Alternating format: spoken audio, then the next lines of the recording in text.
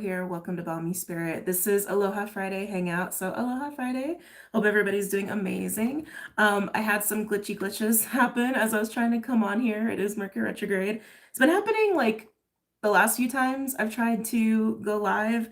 So hopefully everything is looking good on your end. I'm actually just looking for chapsticks. Don't mind me as we get comfortable and cozy here.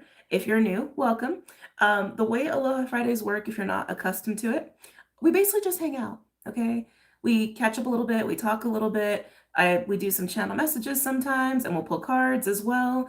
So you can treat this as just like a little like present check-in. You can treat this as like a little weekend update. If you're catching this like months later, maybe there's something in here that is for you, right? Because we all know time is not linear, right?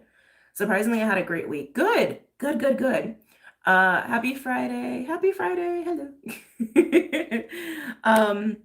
It is also Mars retrograde today.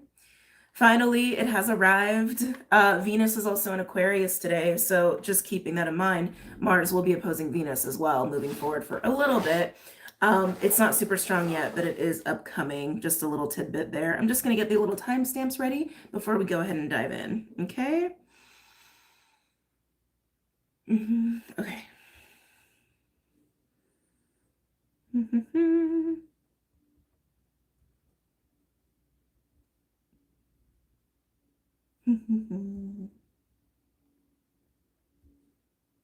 Okay. Yeah. Hey, Alejandra, feeling scarcity in the rise. Exercised right now. Feel better, stronger. Good. Yeah, I mean, obviously with Mars going retrograde, I mean, we've been talking about this a little bit, like as we've been creeping up into the actual retrograde phase. And I'll talk a little bit more about it today, but just like so you know, Mars retrograde, this one in particular, it's layered as I mean everything's kind of layered. But we're all going to experience it a little differently. And so just keep that in mind that as we continue and progress in talking about it, even for the coming weeks, right? That as certain things come up, just know that it's not like the entirety of the experience, and you may feel one aspect of the experience more than other people. So just keep that in mind as well. My therapist said I was having a major transformation in dreamland, and that reminded me of you. It's interesting you brought that up. That actually, okay. See, already I'm like, oh my God, so much information. Uh, already so much information. Hold on, let me do a timestamp for this and then we'll get started on this, okay? I'm just gonna combine this as like a little current energy chat sort of deal, okay, for this timestamp. Oh, something weird shifted yesterday, much better today. Yeah, I knew there was going to be some kind of a shift like from yesterday to today just because of Mars going retrograde. I mean, obviously also Venus going into Aquarius, but like I knew that was happening. So I went live last night with my patrons, with the Rainbow Tribe, as my patrons who are in here already know. And we did tune into some of the current energies, and it was really interesting to like just kind of sit and like let certain topics arise because every time we do that and then we end up pulling cards or really sitting with it, it always comes full circle. So the heart, let's talk about it. Let's talk about it. With this Mars retrograde, anytime we're talking about Mars, we're talking about fire, we're talking about motivation, we're talking about drive, we're talking about masculine energy, we're talking about aspects of self or taking action to dismantle things, to cause change, to take initiative. We're talking about sex and sensual energy. That's the kind of stuff we're talking about when we talk about Mars, including physical energy and physical vitality, right? When it's in a fire sign, regardless of retrograde or not, it's kind of amped up a little bit. Sorry, energy, you guys know how it is. All of that gets like amped up quite a bit, okay? Because it's Mars is also just fiery in nature. When Mars goes retrograde, especially in a fire sign, that fire becomes internalized, okay? That retrograde phase applies pressure to kind of push the energies, it kind of like to invert the energies, I'll say it that way, to invert the energies. And so having like inverted, internalized Mars energy, it's internalized fire, which for some people can create frustration, restlessness, a bit of a pressure cooker, like sort of a vibe, if you will, right? Other people, it could make us feel kind of like lazy, low energy, low motivation, things like that. Mars retrograde phases are meant to help us reevaluate how we navigate the world, how we take initiative, how we assert ourselves. Our main go-to as far as like how we just make decisions and act accordingly, pretty much. For some people that will include like sexual energy, for some people that include physical like activity and how we work out and how we like maintain our physical health. It's like there's so many ways that this comes through. And of course, in particular, in relation to the masculine energy that we all carry around with us, in relationship to males as well, because Mars also represents males, right? When Venus is retrograde, we're working more with like the feminine and female relationships. So all of that are very generalized stuff that could be coming up around this time. Now, with Mars going from Leo to Cancer, so much of it is about what we really care about, right? About our heart spaces, but also our passion and our desire, because they're kind of like two sides of the same coin when we're talking about Leo and Cancer. All right. Now, how we take action because of the things we care about or for the things we care about, what our true motivations are, what our true intentions are. For some people, that's going to be more in like the realm of like planning and also ego and things like that, and wanting recognition. Recognition is a big one, especially while Mars is in Leo. And we'll talk about that because I was feeling that a lot today. When it goes back into Cancer, it's going to be way more about what we care about in terms of our emotional stability, what we care about in terms of our emotional nourishment, what we care about in terms of our loved ones and our family and our domestic life, and more of like our safety safe. But with Cancer and Leo, it's still going to have that flavor throughout the entirety of it, of how we take action in accordance to what really matters to us, and also a discovery, particularly this chunk of the phase, okay? The discovery of what we really care about. And I say that because Mercury retrograding in Sagittarius is really bringing about that theme of discovery, okay? So that's something that was coming up yesterday when we were all sitting together on Patreon, how much like the heart space is going to be affected by this Mars retrograde. And a lot of people may actually find that their hearts are going to be breaking open, cracking open, getting activated, if you will, because there is going to be this internalized pressure cooker of Mars retrograde, like bringing these things up to the surface, what really matters to us, what we really care about, what we really desire, what makes us feel alive, but also what makes us feel loved and recognized and seen and stable in all of those things as well. So it's going to be interesting, okay? Because some people may really be experiencing that like heart opening, shattering, if you will. And some people might not, because maybe they've already been through something like that. And maybe they're kind of used to that being open in the heart space anyway. Maybe they're very rooted in like what they already care about. Some people I think will experience this as far as like getting much more clear and grounded and rooted in what their sense of purpose is and what brings them fulfillment, and having not no problem, but realizing that they need to make more space to honor those things or just prioritize those things. So again, it's going to be different for a lot of people, especially depending on what house it's in for you. But the discovery portion and like the internalized fire coming up from the depths and breaking up and out, we're definitely experiencing that now. This is definitely the first like chunk of the retrograde phase that we're going through right now. Okay. However that's coming through for you, and however that's happening for people around you. It's interesting because I kept trying to do Capricorn and Pisces. So I am a little behind on the signs, as a lot of you guys already know.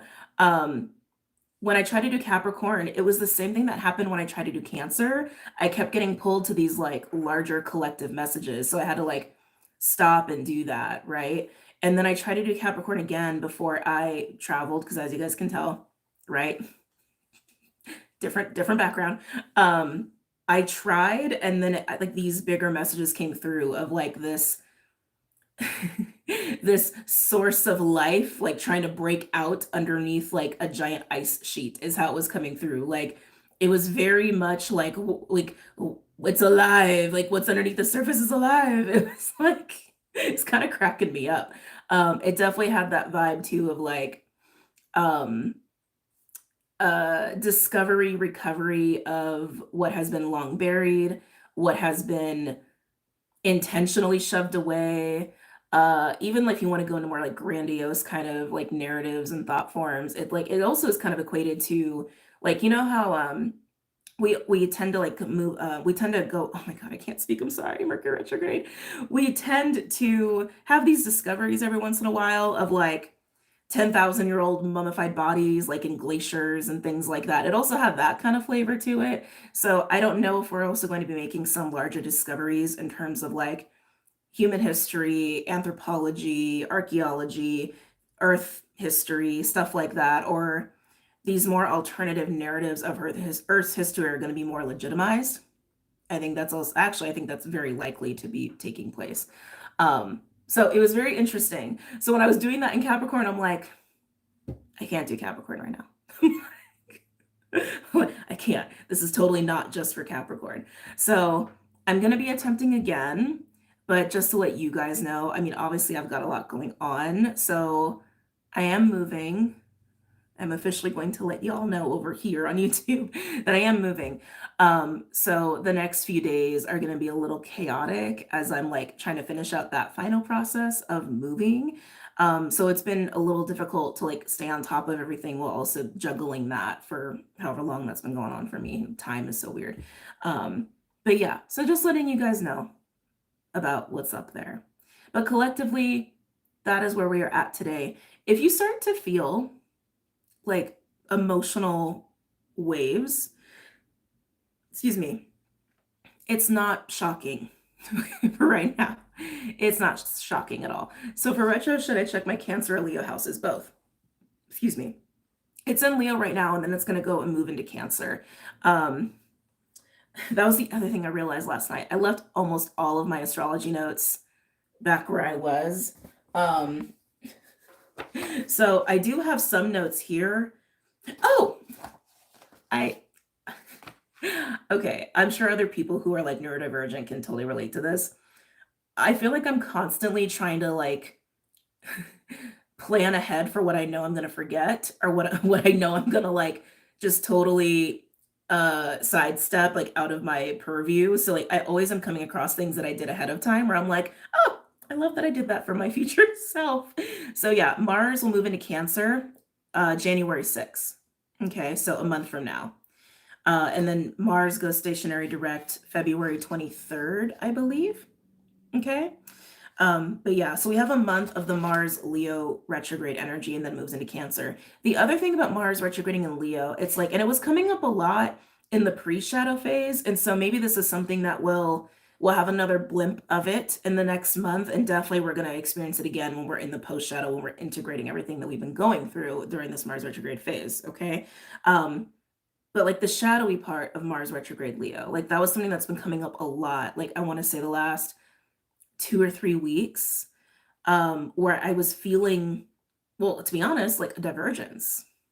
To be honest, I was feeling that in the collective, and I was observing in the collective, people who kind of get in the like shadowy Mars Leo energy.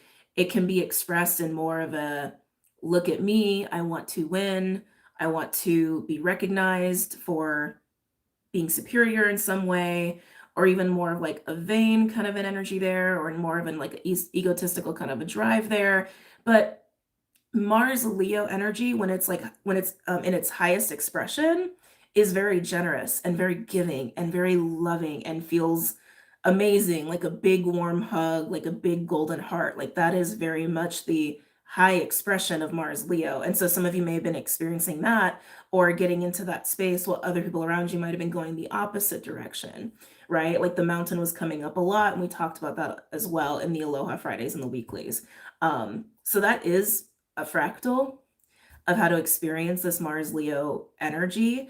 But I do feel like right now with what we're moving into, now that it's retrograde, on top of Mercury being retrograde in Sag, with this discovery that it's pushing things a little deeper down, internalizing that fire to make it rage, honestly, to get that fire to be amplified internally. And that's going to push a lot of things up and out, whether it's emotions, whether it's awareness, whether it's just sheer desire, right?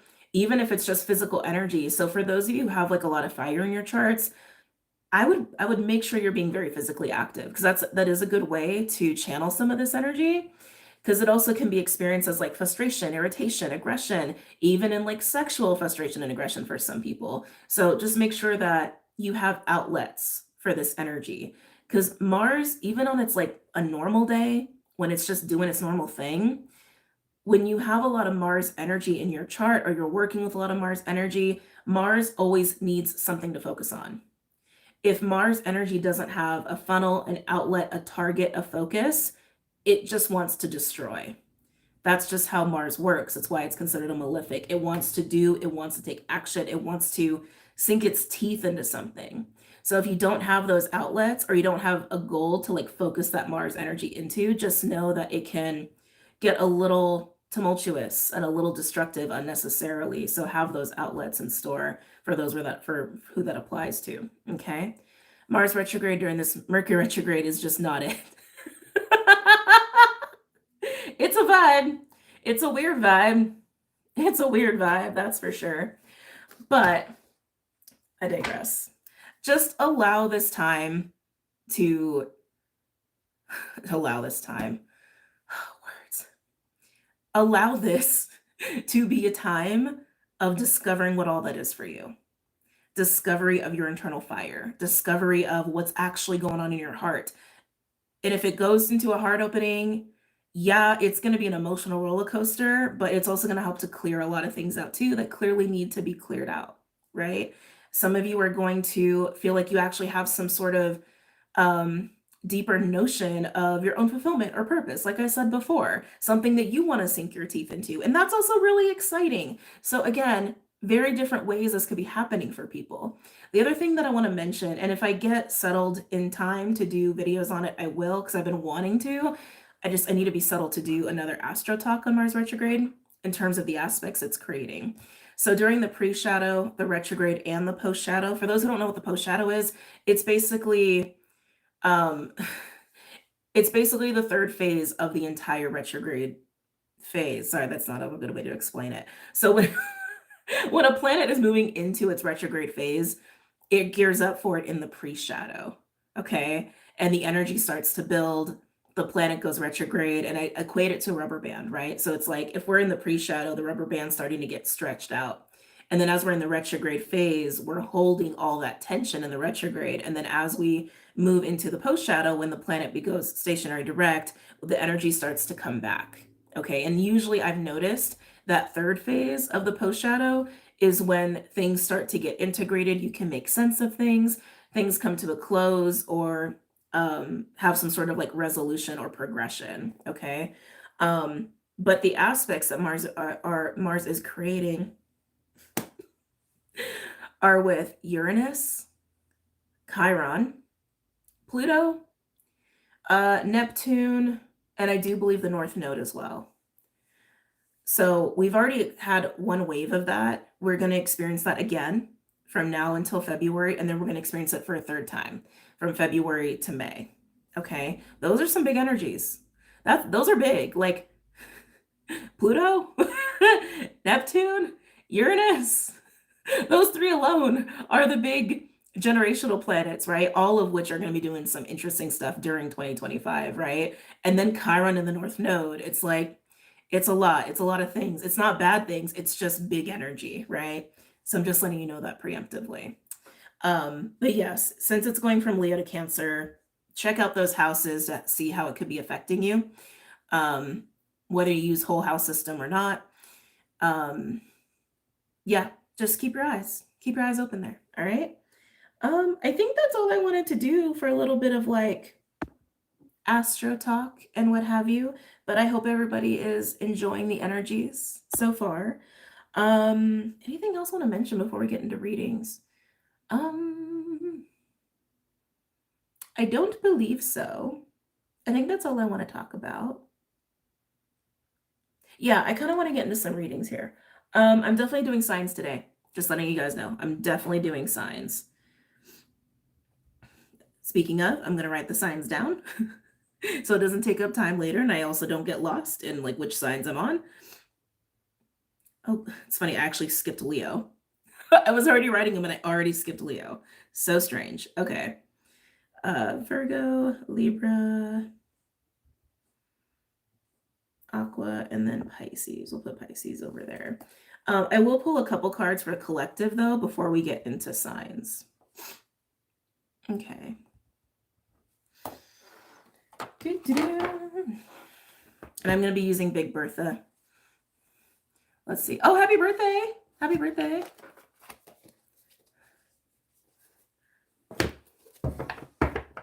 Howdy, Clyde. Oh, yeah, we got the Clydester.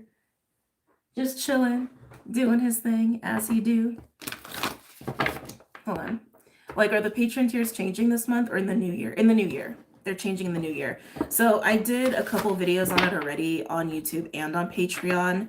And as I mentioned with the patrons last night, like there are some things I'm still sitting with, but the plan, the initial plan was basically to finish out signs, right, for this month. And then the last like week or two of December is going to be more of just like a experimental period, allowing like channel messages to come through as they want to, as they need to, and then making the changes in January on Patreon.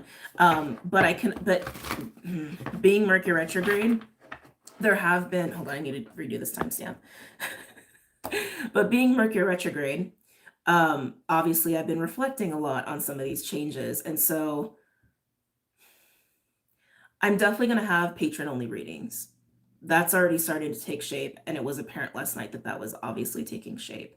And it's also something I've been wanting to do. So there will be patron only readings. There will be, we're still going to have the full moon and new moon hangouts. A part of me has been reflecting too on having like a pseudo astrology like seminar tier basically over on Patreon while I am getting the course together. And to be honest with you, I've also been reconsidering not getting rid of sign readings, because I do enjoy them. Like I do. And like I did feel called to like backpedal on them a little bit. So I'm thinking that maybe there's just like a new format that I haven't seen yet. And so I'm just being patient for that to be shown to me. But I haven't like made a final decision on that with the signs. It's just something that it's like been percolating in the back of my mind. Yeah, and like I said, it's Mercury retrograde, so it's like it's normal for this stuff to come up to like reevaluate, because I made the choice before Mercury retrograde, and now Mercury retrograde going through my 6th house, I'm like, should I not? So I think once Mercury goes stationary direct around the full moon Gemini on December 15th, I think I'll have a very clear understanding of or the vision anyway of all of that. Can I ask, what do you like about signs versus elements as a reader? Doing like a sign reading. So, okay, when I say sign readings, like I'm not talking about like doing signs in this kind of a context. Like that's not what I'm referring to. I'm referring to like the monthly sign readings where I'm creating space for like one collective sign, right? And sitting with that energy and reading for that energy. I do like it because, well, one, I just like reading in general. It just feels very fulfilling. But I feel like I can, what's the word here? What's the word here? Hold on, let me get the right word for you.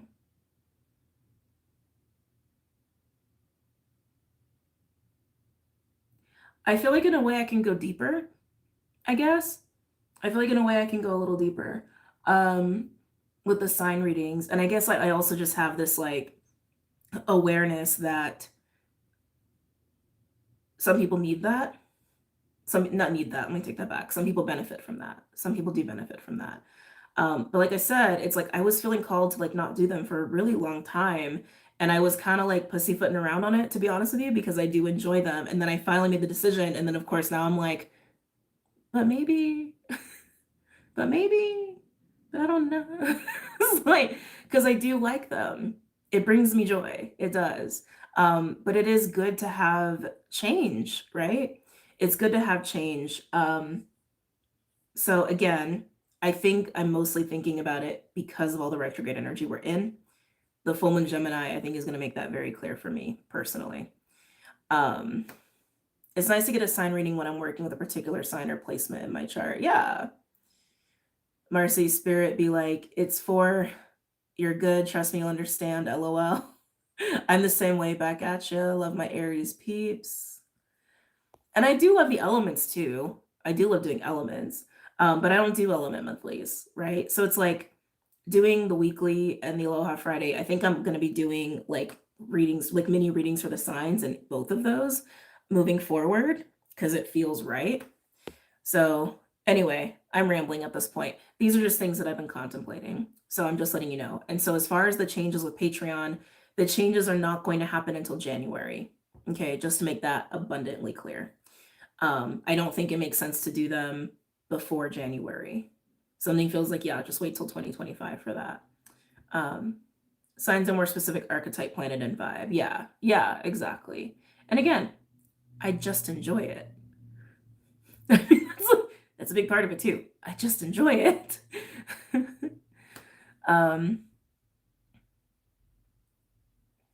Let's see. Spirit keeping things exciting, fun times. I know, right? I know. All of the changes made to the channel have always been good. Thank you. Yeah. So this is just where I'm at today. But Patreon definitely will be changing regardless, like in January. There's no doubt in my mind about that, because I do want to incorporate patron-only readings, and I have been wanting to incorporate even just like an astrology specific thing too, but the full vision is not present yet, and it will be. All right. Okay, let's move on. Let's go to the collective read. Let's see. Okay.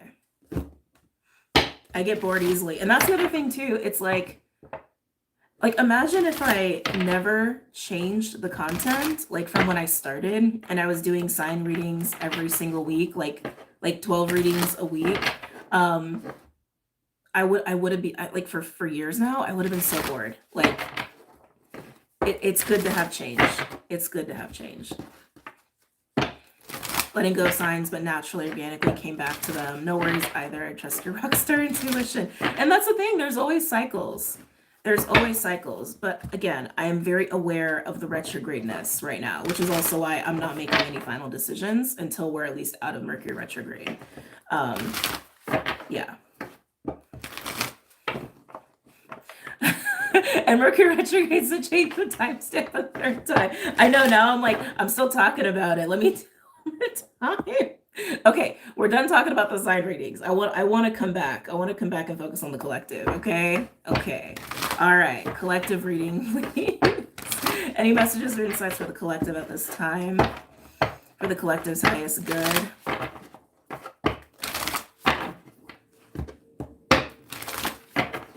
For those who don't know, Big Bertha, she is a combination deck of the Starseed Oracle, and Angels and Ancestors deck. All the decks that I use are linked below, just for my newbies. Okay.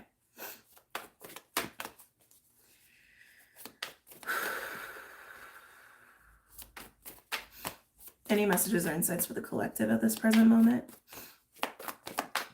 For the collective's highest good. They're bringing up lapis lazuli. Why? This just might be a crystal that a lot of the collective is called to in this moment. But why? But why? Well, it is, isn't it a Leo stone? I think it is a Leo stone. So I guess that does make sense. Like the blue and the gold contrast is really being highlighted to me. Lapis lazuli, you can do a lot with lapis lazuli. I find that it's really good for confidence. I find that it's really good for the throat. I find that it's really, really good for intuition. I find that it's really, really good for manifestation. Generally with lapis, like for me, when I work with it, it's mostly for confidence. It's mostly for feeling like, no, I got this. I got this shit.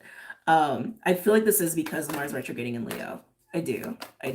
If you've been being called to it, you know you've been being called to it. Okay.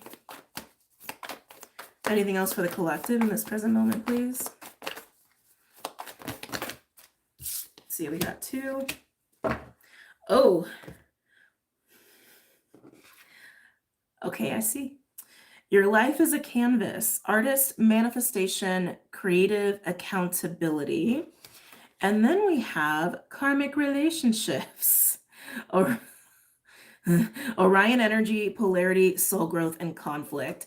So the fact that they were highlighting lapis lazuli and then this has come out, I definitely feel like it's this message or indication of don't lose sight of your own passion. Don't lose sight of your own desire. Don't lose sight of your own creative talent, power, your own skills, like just what you generally want. Like even just the contrast of the visual of the two people versus the one, like don't lose that. Don't lose you and hold to that. This card coming out again is all about relationships and like specifically karmic relationships. Karmic relationships are not necessarily bad. They don't necessarily have to be difficult. Some of them are, as we have all experienced. But yeah, that's actually what I'm feeling here. Almost like don't allow yourself to like have your focus and intentions swayed by others. Like that's really what I'm getting here. Don't like, and the whole like compass message, we've had that repeatedly because it's important to just remember to not like lose your compass, right? But this is what I'm card coming out here. A temptation of like, for some people, a temptation of, oh, if I put energy into this, maybe I'll be seen, maybe I'll be recognized, maybe I'll have credit even given to me. And get like that's what I'm kind of getting from this. Like this is the temptation of specific relationships, the accolades, the recognition, even maybe the praise for some people. But you got to be careful here, right? Because it's like when we put too much emphasis or stock in something outside of us, that's when we lose this. And this card is basically saying like, own all of you and your creative magic and what you can do, and you can create whatever you want.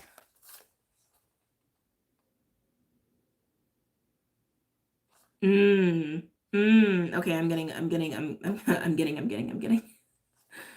I'll be happy when Mercury is out of retrograde. Hold on, let me get a little sip of coffee. The other thing that I'm getting, the creative accountability. We're all creative beings, right? And some of us are aware of how of how we do create our reality by our beliefs, etc., etc. Some people are not, and I'm getting that with creative accountability. Like when you're dealing with certain people, be mindful of, oh, this is like so collective. Be mindful of the paintbrush you're painting them with. Even that's also what I'm getting here. And for so audio's messed up. I can hear but not synchronize. I don't know how to fix it. uh I thought it was just definitely it's I can hear fine. Every other word is cutting out.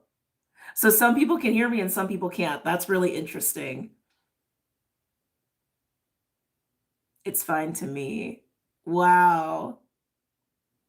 Wow. But I had no cut. The audio is fine on my end. It's okay on my end. Try like going out and coming back in. Maybe that'll change. I'll wait.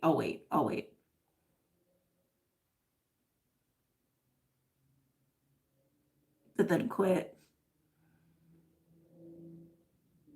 I need to hear this though. Oh yeah. So anyone who's still having problems, just go out and come back in. Again, I will wait. I will wait.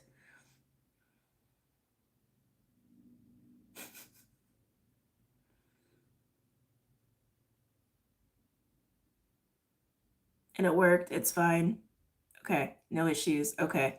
All right, we're going to continue. So I just find that interesting because literally the second part of what was coming through here is like, we are all very powerful creative beings. We create the reality we want. We create the reality we live in, including what can arise in certain relationships. And so I'm also getting that too, like be accountable with your creative energy, right? Like what you are projecting out or what you are even allowing yourself to believe about certain experiences may be creating the experience you have with somebody, right? Obviously, if people are going to be acting a fool, they're going to be acting a fool, and that's them, right? We all know that that's likely to happen or that can happen.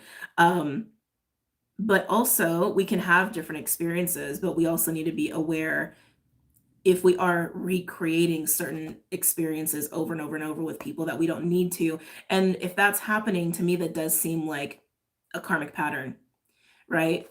That absolutely seems like a karmic pattern. Let's see. Refresh the page or quit and come back. Everyone's still having issues. Exit and come back. It fixed it for me. Okay. Leaving and coming back helped. Okay. I'm just telling you, it's so interesting that happened, right? Because it's like, it was literally auditory issues, right? How we are like experiencing something, how we're like receiving information, and versus like also how we're perceiving it, which is literally what I was just talking about. Very fascinating. Reminds me of last week's message. You'll hear what you need to hear. Yeah, right? Right. Yeah, interesting. Let's get a third card out here. Yeah, right? Chi Essentials, yeah. You're clear in Maine. Can I get a third card, please, for the collective? Let's see, we got 4. Ooh, I love that card. Oh, this is giving me Aries vibes. Where is Aries right now? Aries is at Aries 24 degrees. Oh, excuse me. Why do I feel like Aries should be working with something right now? Aries is coming up here. I don't have a computer handy to actually look up to see what Aries is doing in this moment, but Aries is sitting at Aries. Oh, thank you, Chiron. Duh. Thank you, Croissant. Yeah, it is. Aries is working with Chiron. I think Chiron's at 19 degrees, so it's like it's a little far away, but they're in the vicinity of each other. We have the Caesar Mintaka. This is one of my favorite cards in the entire deck. Seeing potential, bringing unconsciousness to light. This is usually a very soothing, healing energy. It talks about the grandmothers of Mintaka, right? Sort of an elderly wizened sort of an energy, but it is also about, excuse me, clearing, soothing, and moving into a certain level of truth, okay? And then we have Shield Maiden. Totally bringing up the Aries vibes. Totally bringing up the Aries vibes. Make plans and focus.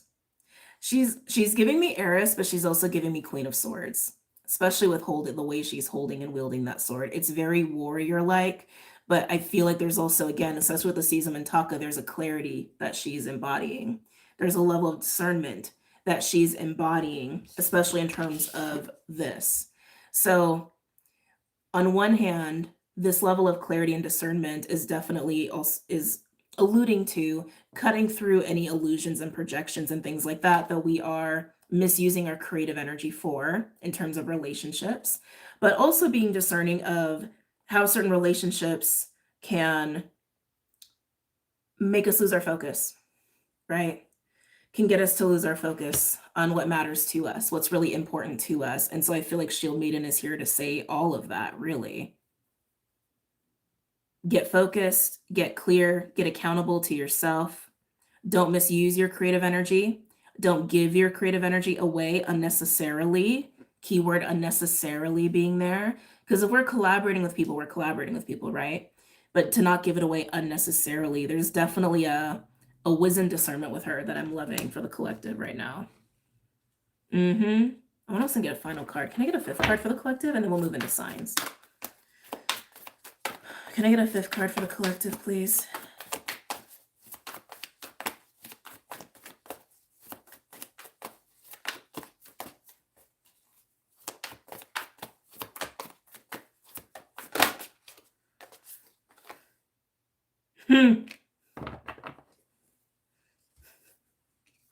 I mean, it's not shocking.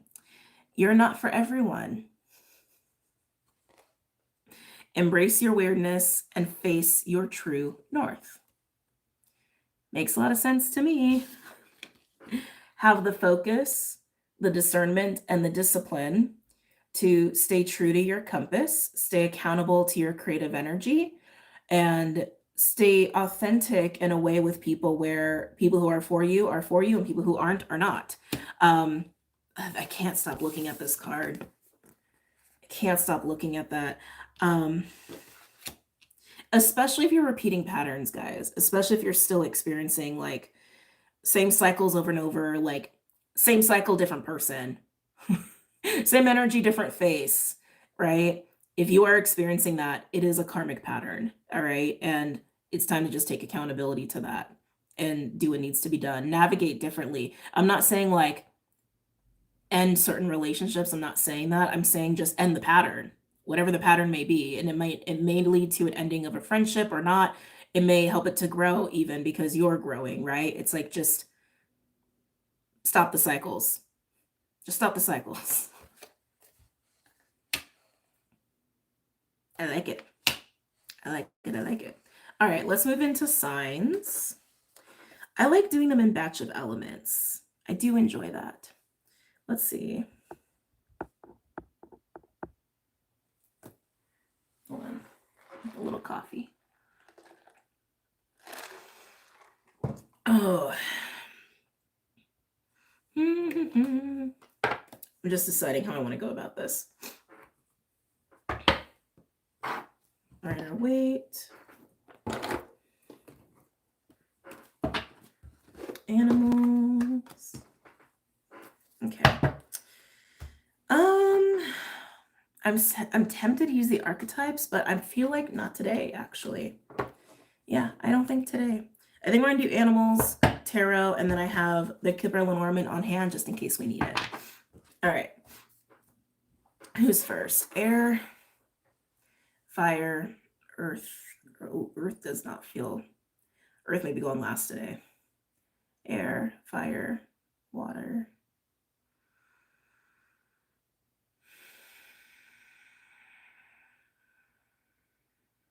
Air. We're doing air first.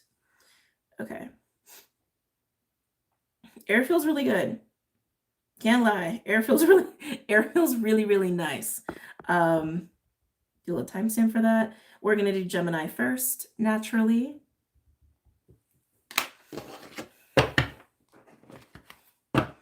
He's begging me to come back and have a family with him. Good luck. Sorry, I'm sorry. That's just my initial reaction. Oh, my Lilith is Sag, and she's been out for a bit. She's definitely been out for a bit. Sorry, I'm sorry. I feel like I needed to rein that in a little bit. How is that going? No, I love it. Okay. Sorry. It came out and I was like, oh dang. I was like, I should have been a little bit more in control of myself. Okay. Changing the timestamp to Gemini. Just 2 on point sometimes. Okay. I do hope that situation is going well for you. I do. Whatever you decide is best for you. I truly do feel that way. Just when I read that, I was like, of course. With this kind of energy we're in, of course. What does that mean? Oh, so Lilith and Sag is like, okay, so when you think about Sagittarius, right? Okay, hold on. We'll do this and then we'll come back. Sorry, Gemini, because I think this is kind of funny. So Lilith, before even getting into signs, actually, let me do a timestamp for Lilith. This mutable energy is making me all over the place.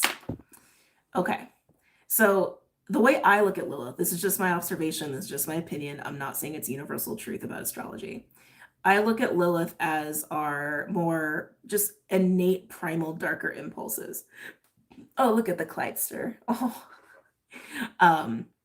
When I say that, I mean like our deepest desires, our deepest fears, the things that we feel that we have I'm not going to say no control over, but we have a strong propensity and impulse towards, right? So Lilith Sag, for example, tends to prioritize freedom, tends to really want to prioritize freedom, being a little bit more wild, unencumbered. They're all about the truth. Actually, hold on a second. Change it up.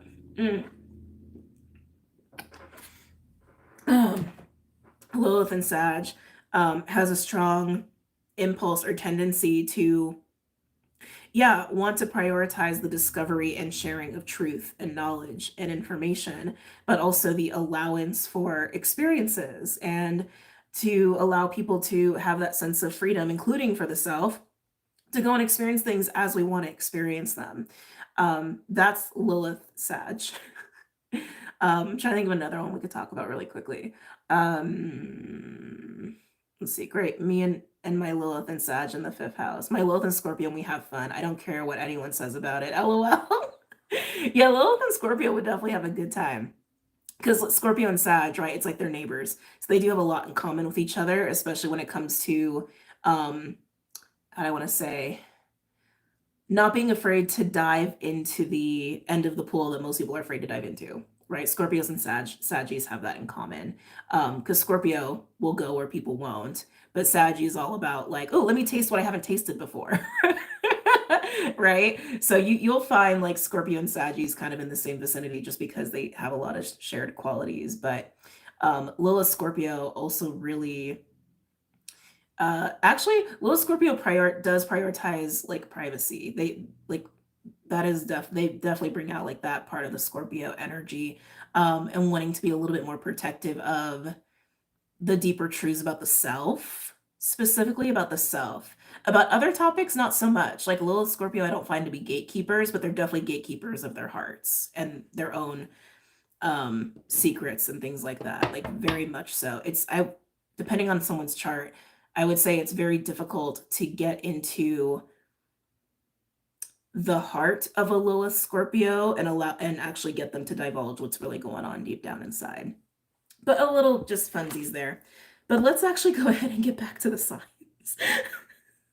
Let's get back to it. Okay. Because we could do this all day. And I don't have all day today. All right. Gemini. I'm looking at my notes. I'm like, yep, third timestamp for Gemini. Okay.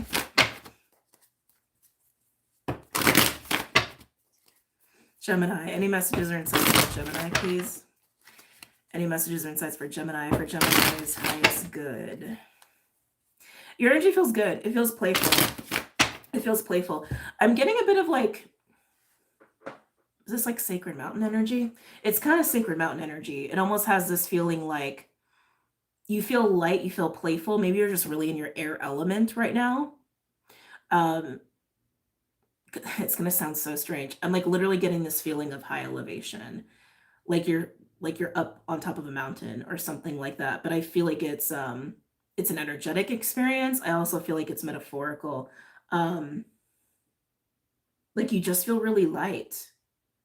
You just feel really light. Like, yeah, you just feel really light. That's just what I keep getting. And playful.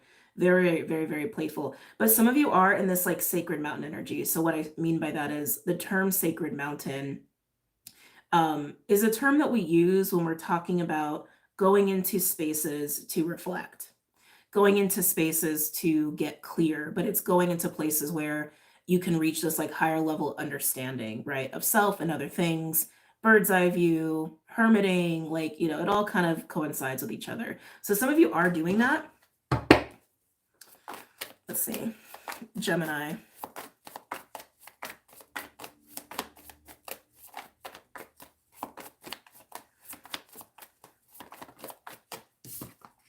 Yeah, not surprising. Literally an air card, owl. Owl sees a lot. Owl is very discerning. Owl is the night eagle. She/he sees everything, even the things that are in the dark. When this card comes out, it is that intuitive high priest, high priestess sort of a vibe, but it also speaks of recognizing the good things that are at play, good things that are ahead. I'm just feeling a lot of gratitude with you, Gemini, to be honest. I'm feeling a lot of gratitude. I'm feeling play. I'm feeling light energy, lighthearted energy, and a clarity, a very strong clarity. I want to get a second card for you. Some of you, whatever clarity you're moving into has allowed you to release something too. I just heard the word hatch. That's weird. Hatch? Maybe you went through a rebirth. That doesn't feel resonant, but hatch. I just feel like something has been let go of. Some of you have let something go because of certain clarity you moved into, but that's not for all of you. Some of you are just really in your vibe right now and feeling really good. Can I get a second card for Gemini?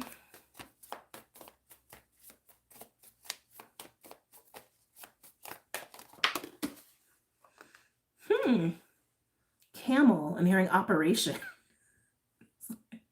Sometimes the words that come through, I'm like, okay. Okay, Spirit. All right. I'm literally hearing operation. That could be taken so many different ways. I don't think any of you guys are getting a surgery. If you are, you know. But this feels more like a plan. This feels like a plan. This feels like a goal. Maybe this is what you're getting clear on, but I keep feeling a playfulness with you. Camel to me is usually a survival kind of an energy. And I'm not feeling that here. I'm literally feeling like logistics, like operations, logistics, mission, tactics. Like it's very Gemini, actually, now that I think about it. Very orchestrated. This is what you're getting clear on. How to navigate something, how to move, how to get to an end goal, the mechanics of something, how something works. It feels like a plan. I gotta be honest. It feels like a plan. I'm an ops person, so yes. I'm like, operation? Okay. Yeah, that's how this feels. That's literally how this feels to me for you right now. Let's get some tarot cards out here for my Gemmy Gems.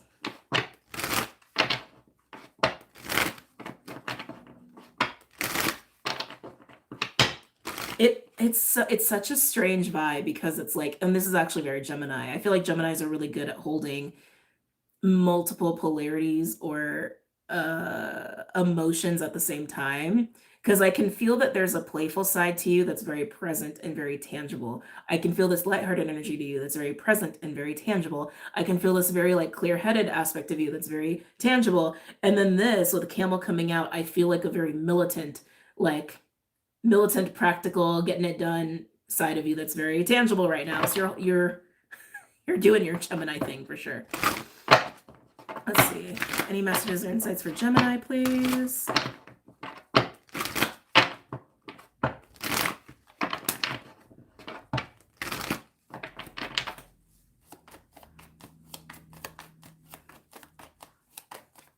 Any other messages or insights for Gemini? Ooh, baby. Ace of Wands. Very nice. Like I said, you're feeling good.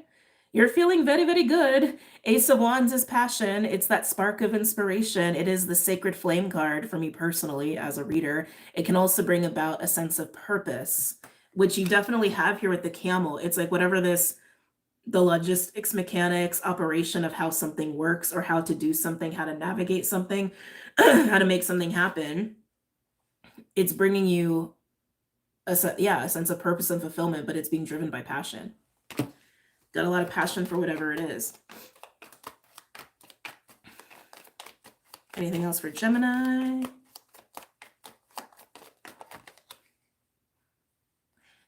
Okay. So Geminis, specifically my Geminis who are very sensitive to energy, my mystics, if you will, there's a lot going on your periphery. This is interesting. Yeah, there's a lot on your periphery, and it like the way it just hit me, it was like so many things at once, and I was like, whoa, what the hell is that? I don't think it's affecting you. I think you're aware of it though.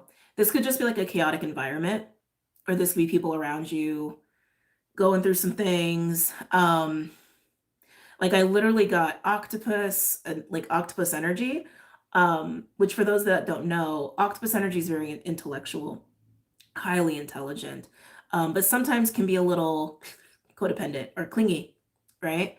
Grabby. Sometimes it can feel a little parasitic, but not always. Sometimes it can though. What's periphery? How do I describe periphery? Like, okay, so for peripheral vision, for example, like if you're looking forward, but you can kind of see something on the side, you can't see it entirely, but like if my hand's over here, like I can kind of tell my hand is over here just by my peripheral vision alone. Like, you know what I mean? God, I hope that makes sense. So like, yeah, peripheral around the outside. Yes. Thank you. Yeah, I just feel like there's something funky in your periphery. Again, I don't think it's bothering you, but I think you're aware of it. Oh, maybe that's it. It's like, oh man, only you, Gemini, would get cards like this. Only you. Ace of Wands and the Ten of Swords. Ten of Swords can be a very painful experience. It also can indicate endings. A Gemini card. Yes, this is a Gemini card. So coming back, Ten of Swords can be a painful experience, or it can be an experience of an ending of some sort.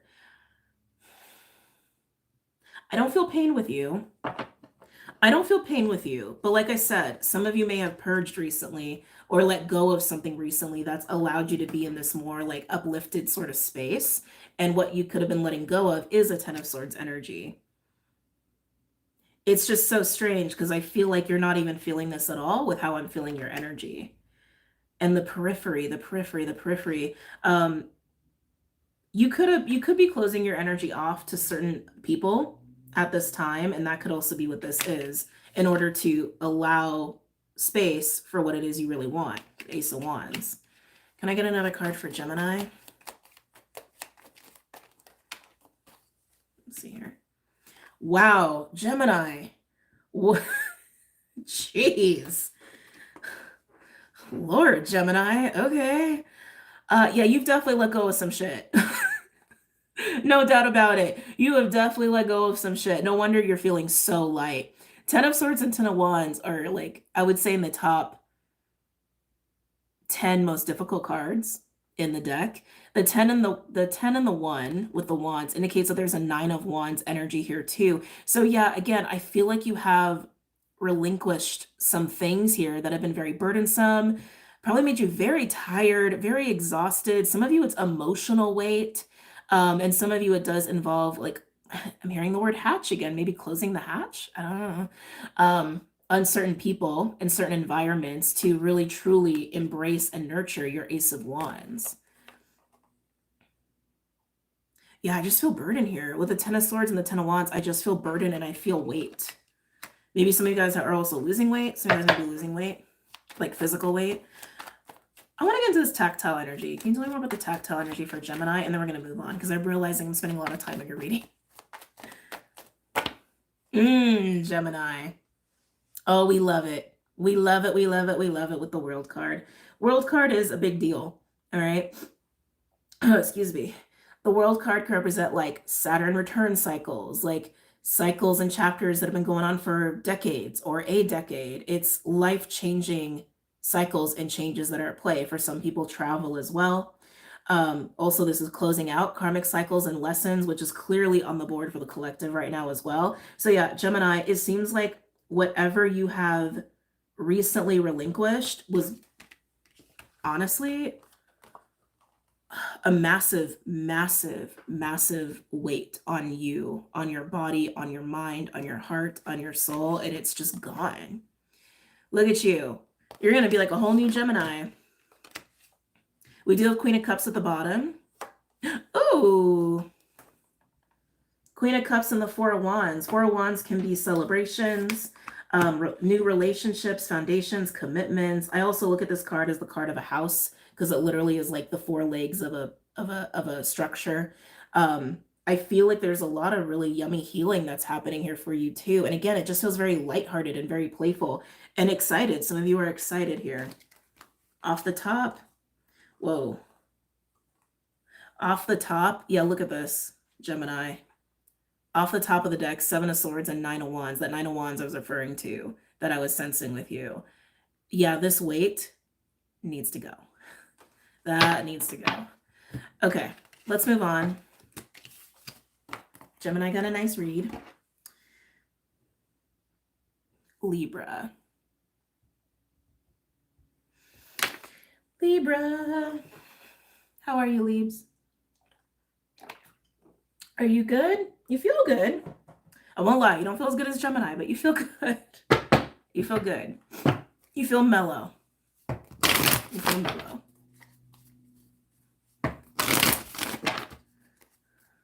Libra. What's going on for Libra? Any messages or insights for Libra, please? Some of you guys are really getting into like decorating your home. I know we're in holiday season, so people be decorating right now. This is like so Libra. I feel like you're really enjoying beauty. Things you find beautiful. Oh, that's so nice. was like, oh, that feels good. Like I literally was getting this, like I was seeing very like fancy adornments and like lamps and tiles and things like that, like things that you would like decorate your home with or, you know, renovate your home with. Um, just beauty. I just feel like you're really enjoying beauty right now. Beauty of things, beauty of your environment, beauty of other people. You're really enjoying beauty. It's very Libran. Okay. The color blue is really standing out though, but that feels very collective. The letter V is coming through. That could be important to you for whatever reason. You know, maybe that's an important letter in your name or someone you know. But V, it's like V, like maybe you're buying vases. I don't know. The letter V is just, that's oddly specific. Maybe victory. They're just giving me the letter V. Okay. Any messages or insights for Libra?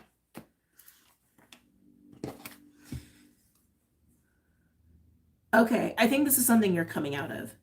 We have horse with tarantula and bat. Yeah, I feel like this is something you're coming out of. So horse feels really good here. Horse is the master of earth in this deck. He, she, it's a very feminine card for me personally, but he/she is a mastery of multitasking, a mastery of literally the physical plane and all that goes on in the physical plane and routine and things of that nature. But horse is also very compassionate and graceful and elegant and independent and has a lot of stamina. But beauty too, that beauty is associated with the horse. So again, beauty coming through here for you. And then we have tarantula, which is like a 2 of Wands energy. It's kind of tense. It's kind of stressful. Usually comes with needing to make a decision here, but bat is about transitions. So Libra, again, I feel like you're moving out of this. I've almost, you know what? It almost feels like you've been struggling to find ways to experience pleasure, to be honest. That's kind of how this feels to me. Some of you have been overworking, almost like you need a break, you want a vacation, you want to just enjoy the beauty, right? Like kind of what we were getting before. You just want to enjoy the beauty of life, of things, of your environment, of other people, maybe even your own beauty, right? That's a thing.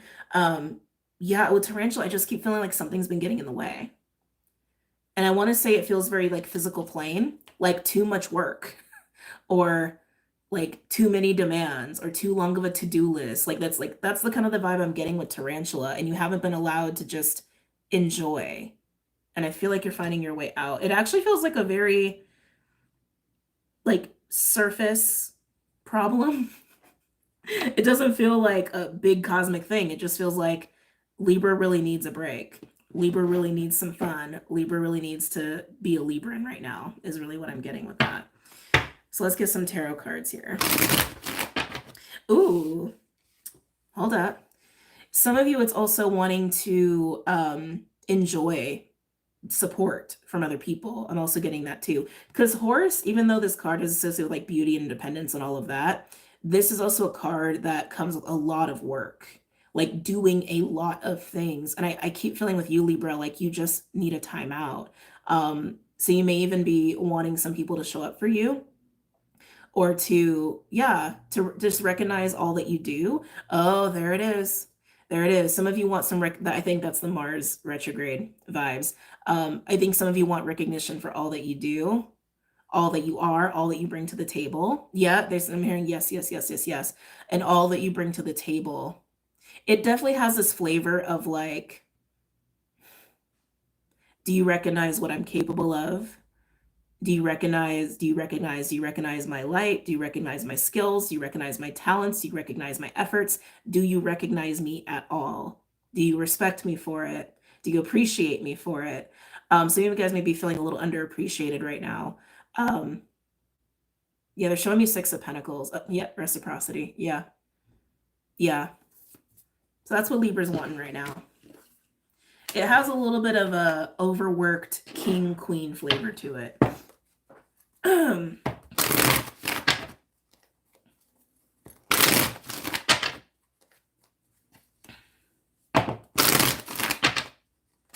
Remember, wanting recognition is a part of this Mars retrograde phase as well, okay? And I'm going to say more on the Leo portion than the Cancer portion. So for the next month, that's going to be on the table for quite a few people. Okay. Libra.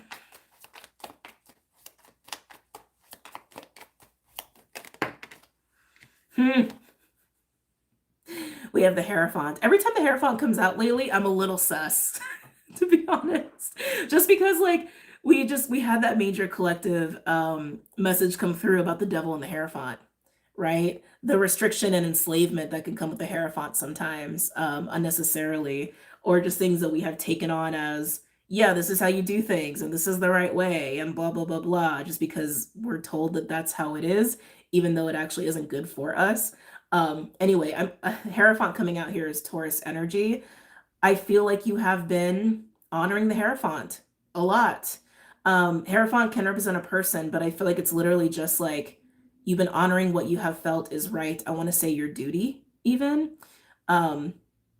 You've been living up to your obligations. You've been living up to your duties. You've been living up to your own values and ethics and beliefs in what is right and what should be done. You've been doing it, but I keep getting like, you want a freaking break. You want a break, or you want some recognition for this. If this is about a person, it's probably a boss, or it's somebody that I want to say is highly respected, highly admired. This could even be a teacher for some of you, like a mentor. But I'm getting a little bit more of like a boss, or even someone who, oh, I want to be careful how I say this, who just like holds a sense of like weight. God, the word weight keeps coming up in the readings today. I want to say reputation, has a certain reputation, a respected reputation, if this is somebody outside of you, okay? But you've been honoring the Hierophant, and I think you're tired.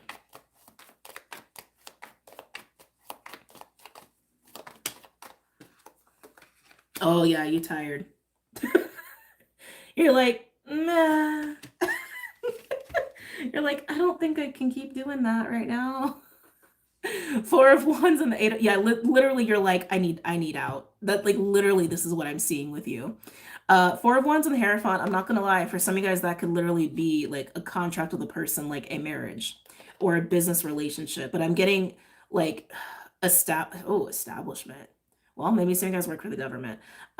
Whether this is an establishment that you honor, that you work for, you show up for, or this is a relationship of some kind, it's clearly some sort of contract obligation that has physicality to it, tangibility to it. Like, it's not just a thought form. Like, this is something very, very tangibly physical in your reality here that you've been serving.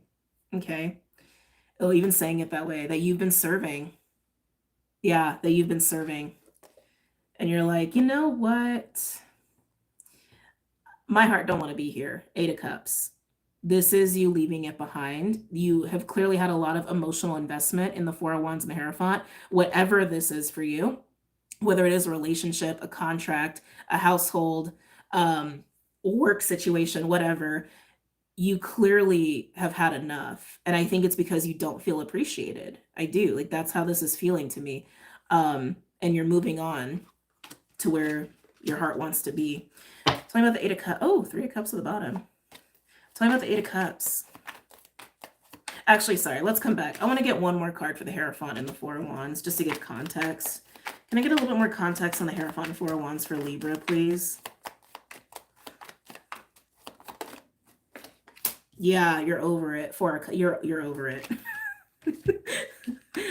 If we needed any other confirmation, Four of Cups can be a card of meditation, apathy, depression, avoidance, but it also can be the card of boredom. And you're over it. You're very much over it, and you're like, I need out. I need out. So let's see if we can get a little bit of a flavor on what you may be heading to. Tell me about the Eight of Cups for Libra. Whoa.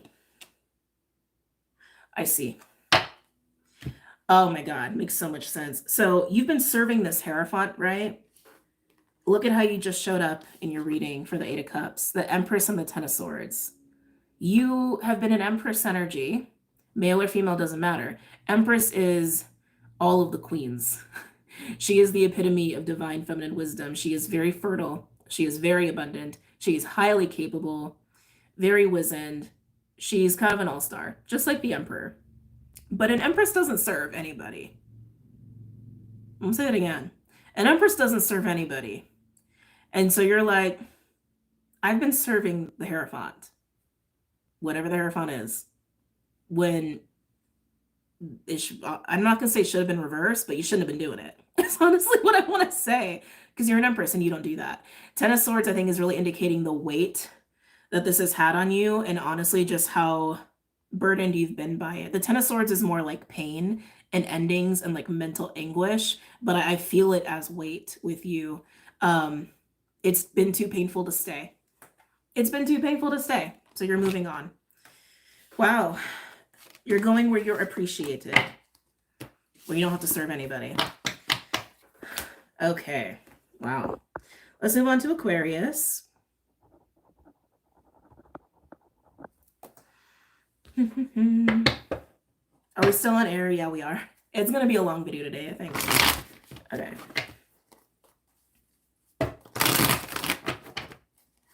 Aquarius. What's going on with the Aquas?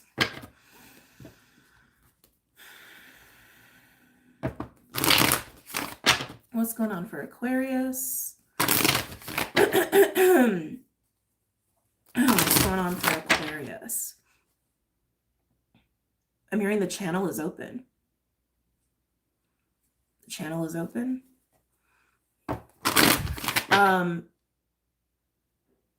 Something's available to you, Aquarius, and I think you know it. And they're even showing me like moving water.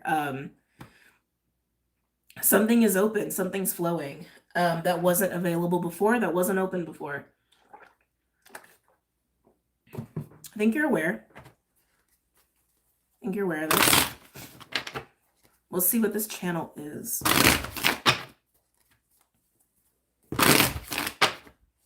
For Aquarius. Any messages or insights for Aquarius at this time? For Aquarius' highest good. Oh, some of you guys, this might be a psychic channel. Lizard. Lizard is the card, is my, like personally, my empath sensitivity psychic overload card when Lizard comes out. And it's like, yeah, something is open. Something is open for you and it's overwhelming. I do feel like this is an energetic experience, but for some of you, it could literally be like an opportunity is now available, but having access to that opportunity is overwhelming you. So whatever is available now that wasn't before, whatever's open now that wasn't before, it's overwhelming you. Can I get a second card for Aquarius? Ooh. Oh, Aquarius. Hold on, what's peeking out here? Oh, okay, that's interesting. So elk is peeking out, but like it kept wanting to like hide itself. Something about the elk. Yeah, something about the elk. Scorpion. Already I'm getting dizzy in your energy. Like already I'm feeling lightheaded. So Lizard and Scorpion. So whatever's open is stirring up a lot within you. It's overwhelming, makes you feel some kind of way. Sometimes Scorpion can be a triggered energy. It also speaks to holding on to things that like we don't really need to hold on to.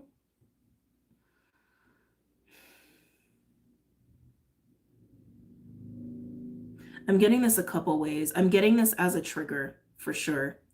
But I'm also getting it as like you're feeling things you haven't felt before, or you're feeling things you haven't felt in a long time, and it's just a lot to deal with. So I'm getting it both ways, and it could be coinciding, right? It could be a trigger and it's making you feel things you haven't felt in a really long time. Wow. But yeah, dizzy. I'm very dizzy. I think you guys are having some like crown activations or something. Or even downloads for some of you. I want to say there's just too much energy. This is just too much energy, too much emotion to make sense of in the moment while it's happening.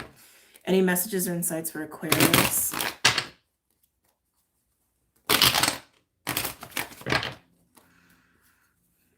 I'm seeing a lot of swords as I'm shuffling. A lot of swords.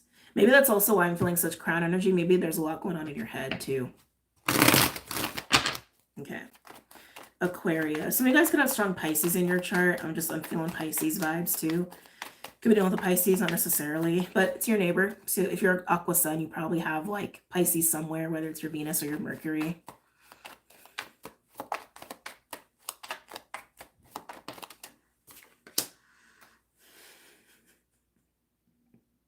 I don't mean to laugh. I'm sorry. Some of you guys just might be getting approached and it's freaking you out. We have Knight of Cups, which is the Pisces court card. Knight of Cups is somebody who is coming forward with their heart open, heart available, ready to talk, but it's honest and it's emotional and it's from the heart and it's vulnerable. Some of you guys could be wanting to do this and maybe that's why it's freaking you out. Let's get more cards to see if we can get more details here. Why is Knight of Cups here for Aquarius? Why is Knight of Cups here for Aquarius?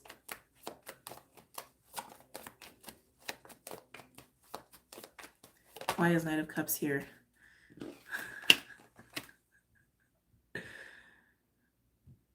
Okay. Aqua, I think this is a typical case of getting overwhelmed and a little freaked out because you're about to make some amazing magic happen. I almost want to say it's a wish fulfillment. Look at that. Knight of Cups, Magician, and the Ten of Pentacles. This is major energy. This is big magic energy. Magician, I was getting all that crown energy. It's like, I do feel like there's some alchemy going on here and like actual manifestation going on here. With the Ten of Pentacles, it does feel like creating legacy. It feels like creating, I keep getting wish fulfillment. I'm gonna pull more cards, see if the Star card or Nine of Cups comes out, but that is what I'm getting. It feels like a dream is coming into reality. It does. It feels like a wish or a dream is coming into reality. But I can see that you've had a hand in this, Aquarius, whether you've been manifesting it or you're coming in as the Knight of Cups. For some of you, there's someone else here who's co-creating this with you. But the fact that it's like so much is getting stirred up, I think that's also why a lot of things are getting stirred up. Sometimes when we're manifesting like that, or even like we're co-creating with someone or someone kind of kicks it off, it actually kicks off a lot of energy internally. And when it starts coming into reality, when it starts grounding in physical reality, it causes a lot of energetic shifting. And I feel like there could just be some old stuff here that's getting alchemized for this to come into reality. I know how that sounds. It's just how it's coming through, but this is big energy. All right. This is big energy. The heart is involved. The earthly plane is involved. The spiritual plane is involved. Like this is like, yeah, this is major manifestation coming through. Let's get a couple more cards here. Actually, tell me about the Knight of Cups. Oh, Aqua. Yeah, this is a head spin, man. Knight of Cups and the Eight of Wands. Eight of Wands is inevitable movement. It's inevitable. It's unstoppable. It's going to happen. That's why the Eight of Wands is always so powerful and so fast and has so much energy behind it. Eight of Wands can be about making moves. It can be about travel, communication, dating, all that kind of stuff. It's also my card of downloads. But the Knight of Cups and the Eight of Wands, this is quick, this is fast, and it's not stopping. It's like a train with no brake, essentially. And I just keep hearing like head spin, head spin, head spin, head spin. Tell me about Magician for Aquarius. Yeah, you're not doing this alone. This isn't, we have Three of Pentacles here, so you're not doing this alone. Also why this could be overwhelming because it's not just about you. Three of Pentacles is building with other people. It's the card of friendship, camaraderie, making plans with people, building up foundations. This is going from the 3 to the 10. That's fast. Okay. you're skipping 4, 5, 6, 7, 8, 9. It's like, that's really fast. That's very fast. There is a Seven of Pentacles energy here. And since you're clearly not doing this alone, and spirit is involved in here, no question. But Seven of Pentacles implies that there are, excuse me, already established resources of some kind that are also playing into this. So maybe someone's bringing something to the table tangibly. Maybe you're bringing something to the table tangibly, but it's pentacles. So it's either money or it's time or it's energy being invested, collaboratively. Collaboratively, doesn't even sound like a real word, but you guys understand what I'm saying. Something else wanted to be said here. I'm being reminded of what came up in the Patreon reading last night. We got the dead end card with the gem card from the archetype deck, and I got that feeling of like taking something from the dead end, which is like there's nowhere else to go with this, and like leveraging that for the gem. And I feel like some of you guys are doing that here, or maybe doing this with another person, like leveraging just current resources that neither of you can do anything with independently, but you can do something with it together. Some of you, that's absolutely the case. I'm getting a lot of like financial stuff going on here, Aqua. One last card for the Ten of Pentacles, and then we're going to move on. Oh, can I get a second? The moon just came out. Can I get a sec? What's behind the moon? For Aquarius, what's behind the moon? A lot of Pisces in your reading. What's behind the moon? What's behind the moon for Aquarius? Something funny here. For the Ten of Pentacles, we have the moon and the Eight of Pentacles. Yeah, like I'm getting that manifestation feeling again. It has the flavor of hidden work with the moon and the Eight of Pentacles. Like hidden working in the background, but I'm also getting like a bit of a ethereal, energetic, psychic kind of work. Some of you guys, there could be something going on in dream time that's also part of this, okay? I'm hearing the fabric, part of the fabric of this tapestry that's being created here. But yeah, I just keep getting like hidden work, like the work you've been doing, like even in manifestation mode. Maybe I feel like you've been doing this, but maybe you don't realize how much you've been doing this. The Eight of Pentacles is hidden. That's just what keeps coming through. The Eight of Pentacles has been unknown, which is work. The 8 always goes to the 10, always. So mastery, forging, high levels of investment are creating the 10, but it's been hidden.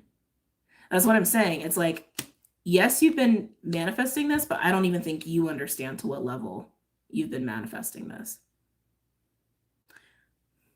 Interesting reading, Aqua. Okay, let's move on. Okay, who are we doing next? Fire, earth, or water? Let's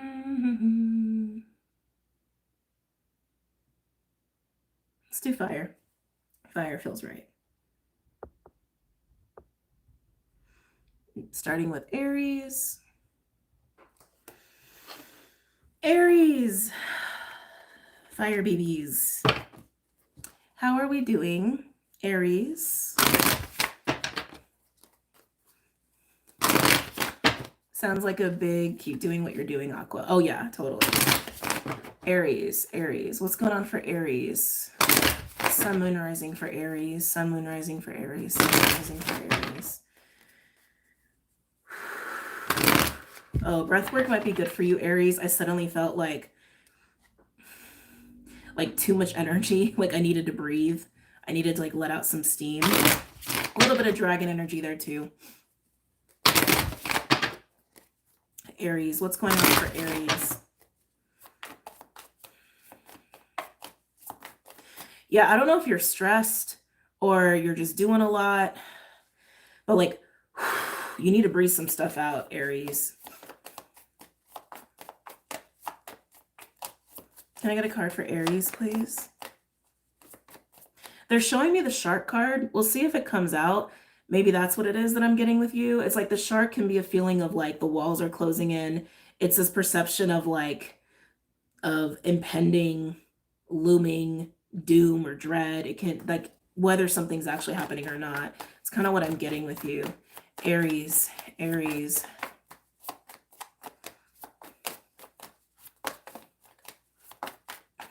I'm hearing mitigate. You may feel like you need to mitigate something, like almost prevent something from happening. Like preemptive collateral damage control. Aries, Aries.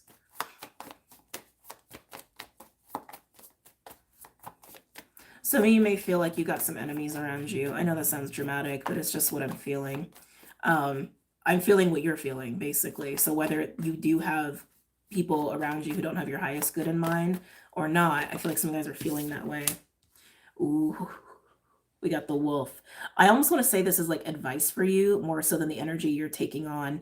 And with the wolf comes in a lot of flavors, medicine-wise. Sometimes I feel like it's a student-teacher vibe. I always feel the pack and tribe and community flavor with this. I also feel like alpha leader role with this. Sometimes a rogue wolf medicine wants to come through. But the first, what I'm feeling with this is something I've never felt with the wolf card. The eyes. Can't even get it to focus. I don't know why I did this. I was trying to hit the camera. The eyes. There's something about the wolf eyes here, Aries, that's really standing out to me for you. Like you need to keep your eyes open and your eyes on, like eyes on everybody, eyes on. Keep your eyes on, keep your eyes on. Some of you guys, it's a goal. Some of you guys, it's like a people, but it's like, keep your eyes on something. Keep your eyes on something, right? It's like I'm not saying you're hunting, you're not hunting, but this is just an example. Like when a wolf feels suspicious or it feels a little on guard or even is going hunting, they don't take their eyes off of the suspect, so to speak. Maybe you're a detective, I don't know. But that's kind of what I'm getting with you. Keep your eyes on whatever you are perceiving as a threat or something that's not right. Keep your eyes on it. The wolf is also highlighting your instincts. Your instincts are telling you everything you need to know. Follow your gut instincts here. That's actually what I'm getting with wolf for you. Very interesting. Can I get a second card for Aries, please? Yeah, follow your instincts here. Even like using all your senses, right? This is interesting. This feels very much like you need to be a detective right now. Channel your inner Scorpio, Aries, okay? Because like keep your eyes on what you need to keep your eyes on, especially if you're perceiving like an enemy, so to speak. Keep your eyes on them, right? Like keep your friends close, your enemies closer kind of a thing. But I'm also getting like keep your ears on, like watch body language. Like what are the sensations here? What are the words being like, you know, it's very like really read the room kind of a thing. Yeah, I want to say channel your inner Scorpio here. Can I get a second card for Aries? We all have an inner Scorpio because we have all the signs in our chart somewhere in some way, shape, or form. So just channel your inner Scorpio. Ooh. Ooh. The eye. Keep your eyes on, Aries. This is about integrity. We have the elk. Some of you guys could be keeping your eyes on an elk person energy, but I actually feel like what you're trying to do is you're trying to suss out integrity. That's actually what I feel like you're doing. Elk has high levels of integrity. Elk is the divine masculine principle in this deck. Elk is like the ultimate partner, parent card, very like Emperor, King of Pentacles, very responsible, very predictable, holds shit down, is very grounded, responsible for a lot of people and happy to be responsible for people. That's what I feel like you're doing. It's like you're either trying to read someone or suss someone out who's in this kind of a role or position. Others of you, you're just trying to suss out someone's actual integrity if they have it or if they don't. This is very much like rising to the occasion too. But that's what I feel like you're doing. You're just trying to like, are they an elk? Are they not an elk? Do they have integrity? Do they not have integrity? That's what I'm feeling here. Let's get some cards out for Aries, please.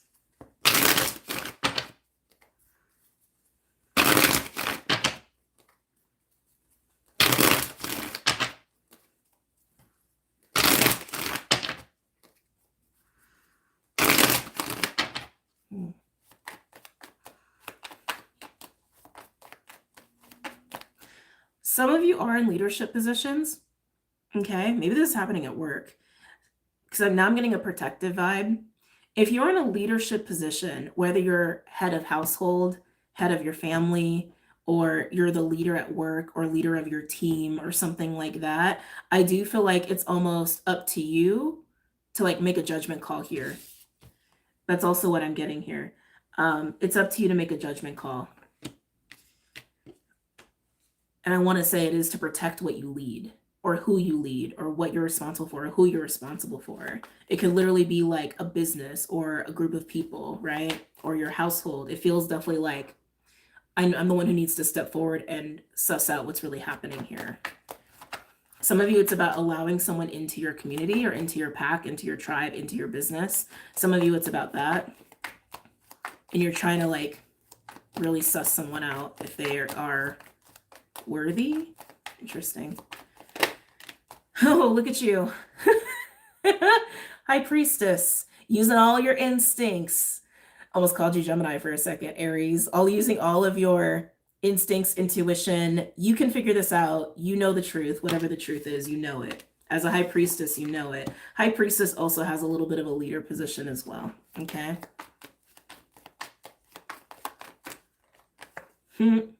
Three of Pentacles. This is what you're protecting.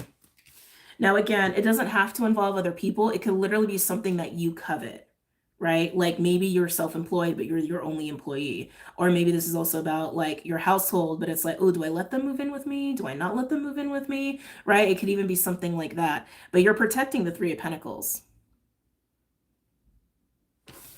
As the Wolf High Priestess, you're protecting the Three of Pentacles. Three of Pentacles is also indicative of something that is like, hasn't fully grown yet. It's like the sapling baby tree versus like the full-on tree, right? So this is also why it's important for you to like be on point here, because Three of Pentacles is very easily dismantled or swayed because it hasn't grown roots yet. You understand what I'm saying? Whatever it is for you, your household, your business, a family group, a team at work, etc. That's what you're protecting. Some of you guys, it could actually even be a financial little nest egg that you've just gotten started. And maybe it's like, there's an opportunity here for you to leverage that. And you're like, ooh, that just started like getting some returns. I don't know, you know? So some of you guys, it's a financial thing. I want to know about this elk for Aries. Talk about the elk for Aries.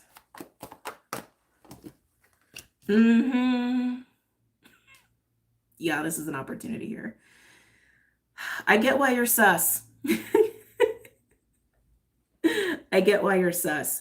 The Ace of Pentacles is absolutely representing some sort of opportunity that you are sussing out as the wolf, but I feel like there's a person behind it. I don't feel like this is just like a solo thing. It could be, and maybe you're like, dang, I just got this secured, or this is like just starting to be okay. That could be a risk. I don't know if I want to go for that. I don't know if I want to let that person in, if it's about letting someone in. I think you guys understand what I'm getting at here. It's almost like you actually had an Ace of Pentacles opportunity maybe like months ago or a couple months ago, whether it's purely financial or otherwise, and it has been going relatively okay. I'm not going to say amazing. There's been some growth. There's been some establishment, and you feel good about it, but here comes something else. And you're like, is this a trick? What is it? Like, what? I don't know. It's kind of how it is. Tell me a little bit more for Aries, and then we're going to move on.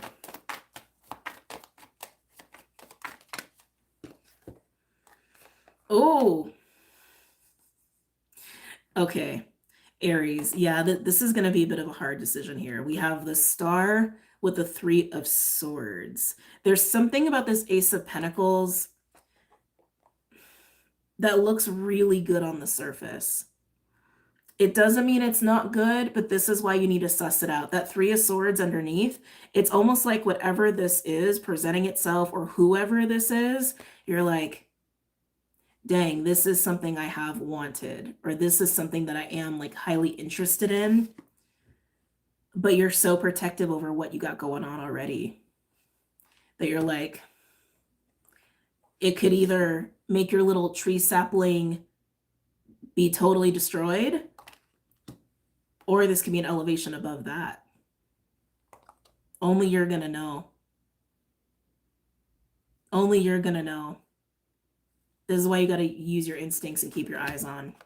Okay?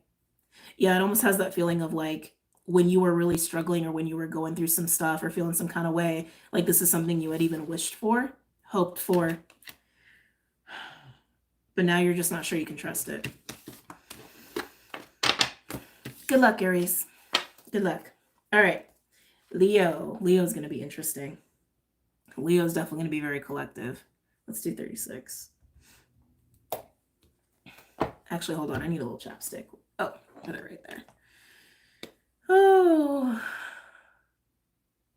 I don't know.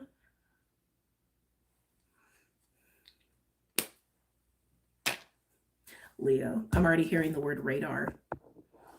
Okay. Radar. Are you on someone's radar? Are you on, or is it the other way around? Is your spidey senses tingling? Do you feel a disturbance in the force? This is kind of what I'm picking up on with you. I feel like that's not going to be for most people. Maybe it's just for like one little group of you Leos here. Okay. Okay, fire signs. It seems like there's a lot going on with your senses, generally speaking. If you have any Aries in your chart, definitely watch the Aries reading. There was a lot with the senses going on there. But Leo. I can't get away from this feeling. You're sensing something. Something has shifted. It may not even be with you, but something has shifted. It's got your attention. God, this can even be reversed or vice versa, where like maybe you have shifted and someone you know or someone who's like in your vicinity can feel it and they're like, now their focus is on you. It's got that flavor to it. I'm getting whales. Oh, okay. Okay, already just got a lot of stuff. Okay, first of all, whales. I'm definitely getting some whale energy. Some of you guys are just connected to whales. Maybe you guys are really getting into sound, because like after that, I got that feeling of like sonar and telepathy. So some of you guys are experiencing telepathy with another person, or just generally speaking, and I think you guys are just really working with the element of sound right now quite a bit. This could also be why you're blipping up on someone's radar, someone's blipping up on your radar. Okay. Okay. Leo. Let's just get into Leo, please.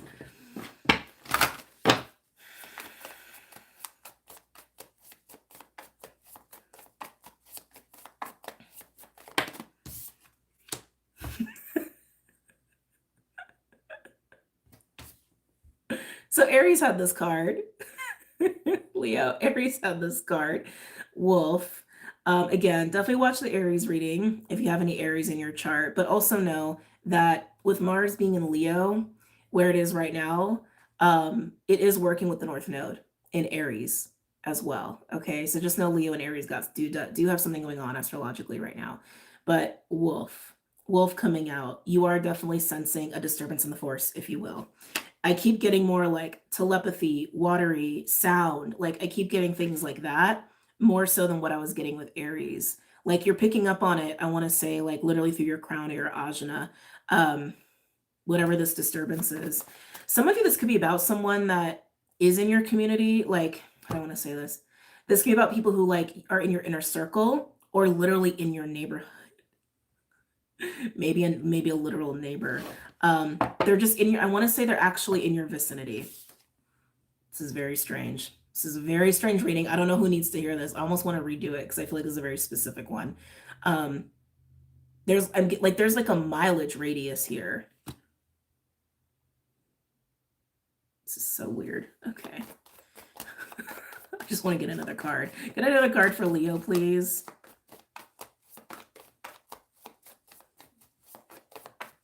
Okay, this is one of those readings, man. I'm getting the number 15. So I thought it was gonna be collective. It's not. Like highly collective, right? Because of Mars, but I don't think this is. I'm getting the number 15. 15 could be important to you, or literally this person could be 15 miles within your radius. Okay. Second card, please, for Leo.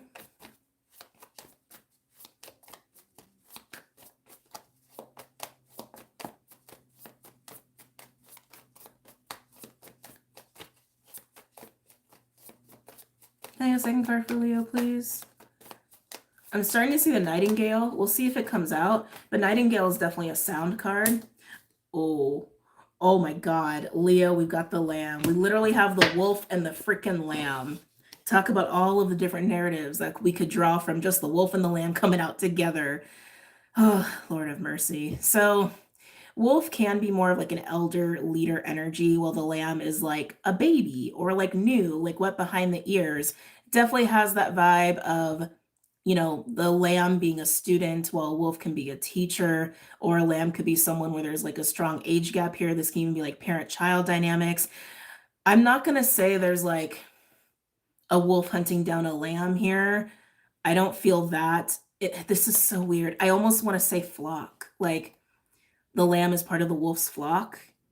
This is so bizarre. Who am I reading for? I also put a little disclaimer on Leo for a very specific couple of people, probably.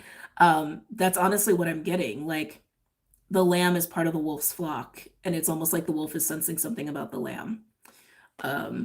Like coming into the radius, leaving the radius, like a shift with the lamb is just what I keep getting.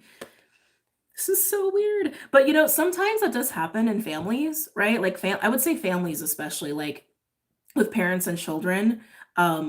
Like, you know, parents who like suddenly feel like, oh my God, something's happened to my child, and they find out their child's been in an accident or something. Can even be like that. I'm not saying that's going to happen, but there's a sixth sense that the wolf has about the lamb, and they're sensing something about the lamb. And I feel like there's this understanding that the lamb is part of their flock or their tribe, or they're actually part of their family or their inner circle. That's what I'm getting.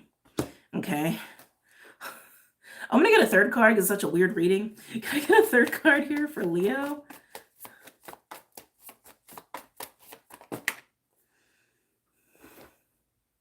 Interesting. We have the horse. Interesting too is that we have all earth going on here.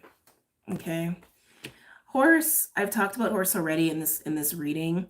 Horse is a mastery of earth, the multitasker, if you will. I often equate it to like Queen of Pentacles meets Queen of Cups with a little bit of High Priestess is what the horse kind of represents to me personally. Also independence, grace, and beauty, and stamina, and all of that. Oh, this is what's happening with the lamb. This is what's happening with the lamb. So Leos, take this as it resonates, because you can be the lamb or / horse, or you can be this wolf, or vice versa, right? I feel like the lamb is actually transformed into a horse. It's almost how this feels. Like the lamb has grown up. The lamb has matured. So this can absolutely be about like a parent recognizing their child has become an adult, or a grandchild is a grandchild. Maybe there's a grandchild all of a sudden. Maybe someone's having a baby, right? Maybe the next generation. Oh my God, the next generation. That was Leo's reading, actually. That was the last Leo reading I did. The next chapter, the next generation. Yeah, so this is totally in line with what I already channeled for Leo. I forget how far back when, but it was the last one I did. Yeah, this sounds very generational, right? Exactly. The lamb has become a horse. The lamb has grown. The lamb has matured.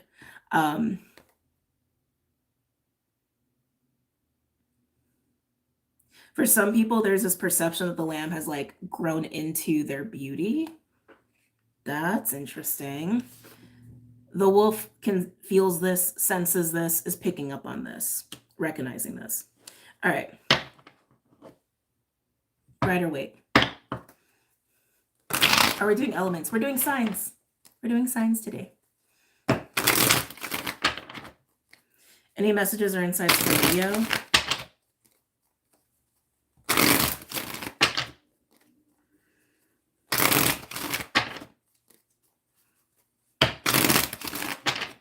Any messages or insights for Leo? Yeah, I did. Gemini was first, actually. Gemini was first.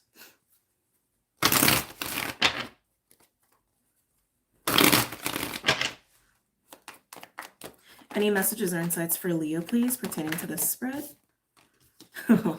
Leo card coming right out of the gate with strength. Strength can be confidence, willpower, bravery, but it also is a card that speaks to a balance of self, a balance between our primal, animal, shadowy instincts and our more divine, higher selves, if you will, the light and the dark. There is a nice balance that I'm feeling here with the strength card. I feel like this is actually the lamb horse energy. There's something about this energy. I just keep feeling like they've come into their own. Whoever this is, if this is you or someone that you're sensing, this energy has come into their own. And I want to say they're exuding, yeah, they're exuding confidence. I want to say even radiance. Even radiance. Okay. Knight of Swords. I want to say that's with the wolf. That's with the wolf. This is, again, there's a little bit of a woo reading, okay? Is there a new big cat? No, that's Clyde. He just has his back turned, but that's Clyde. Wolf and the Knight of Swords. Remember what I was getting? Like the wolf is like sensing this telepathically, sensing a disturbance in the force. Something is going on. I feel like that's why the Knight of Swords is here. I don't feel like there is even like a tangible conversation happening. For some of you, there might be. I feel like it's actually just like intuitively sensing the truth of what is and the reality of what is going on with this lamb, and that they become a horse. And that they're very confident now. They've come into their own. They have matured and they're radiating. This is a truth that the wolf is coming into. Tell me more about strength with the horse and the lamb for Leo. I think a lot of you are the lamb horse. I gotta be honest here. Yeah. Wheel of Fortune. With the lamb and the horse, with the lamb horse energy. Yeah, I almost want to say like the lamb horse, yes, there's a coming into their own, there's a maturing that's happening. Also feels a little bit like a glow up. The lamb horse is moving into a really nice flow, elevation. What's in between them is the Two of Swords. Yeah, I want to say that like whether you're the wolf or the lamb horse, I don't think there's physical communication happening with these individuals. It's so weird because all the animals are earth elements, but all the cards that are out here are not earthy at all. Like it's very up here. Yeah, this is separating the two. There's no physical seeing each other. I don't think there's even tangible conversations. It's just the wolf is just picking up on this. I don't even think the lamb horse is even... Are they picking up on this person? Some of you are. But I think you're just... If you're the lamb horse, you're in your own vibes right now. Can I get a card for the Wheel of Fortune for lamb horse? Oh my God. Yes. Yes. Look at you, lamb horse. Hold on a second. Look at that. Strength, the Wheel of Fortune, and the Four of Wands. Yeah, whoever you are, if you're resonating as the horse lamb, you are definitely going through some sort of glow up, radiance, confidence, elevation, stability. Wheel of Fortune with the Four of Wands. You guys could be moving. I want to just say you're in a really beautiful energy and you're elevating and you freaking deserve it. You're in a really yummy place. And the wolf is just knowing this or maybe finding out about it, but I feel like it's through intuition. Can I get one other card for the wolf, please, with the Knight of Swords? Can I get one other card for the wolf with the Knight of Swords?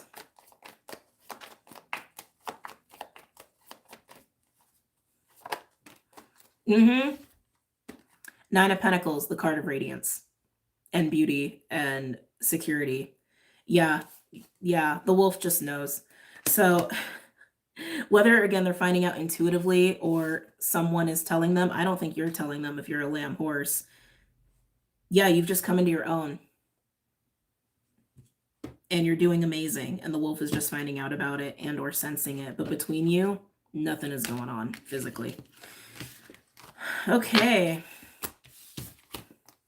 Don't know who needed to hear that. Someone needed to hear that. Sag. Come on. Oh, my pen just died. There we go. Okay. Let's do 50. For Sagittarius. Oh my God, I know who the wolf is. Yeah, I was like, what the fuck is going on? Okay. Sensing is the key word. Sagittarius. Saggy. What's going on for Sagittarius? Any messages or insights for Sagittarius? Ooh, Sag, your energy feels good. Again, something with the senses, with all the fire signs, right? With you, I'm kind of getting what I picked up on with Libra. So you could have Libra in your chart as well. But like the beauty, like I was seeing a lot of flowers and I was like, ooh, like almost like you're stopping to smell the roses a lot. Like you're really in the present moment. And it's like you're just enjoying. It reminds me of like the terminology walking in beauty, right? Where being in the present moment, you can find beauty everywhere around you in some way, shape, or form, even if your life is in a really bad place. Like there's always beauty to be found. And it's like enjoying those moments for what they are, like stopping and smelling the roses. That's what I'm feeling is going on with you, Sag. And it does feel very like sense oriented. You could also have Taurus hit heavy in your chart. It feels very Taurian a little bit too. Oh, we're back. Feels very Taurian too. Sagittarius. Any messages or insights for Sagittarius at this time? Oh, and happy birthday. Sorry, Sag. I'm so in the message. I forgot. Happy birthday. Okay. Sagittarius. Ooh, I want to say you're free. Of all the signs, of course, you would be free. Elephant. Elephant is about breaking through barriers and challenges and blockages. And I want to say free, like you're free. You're free to enjoy now.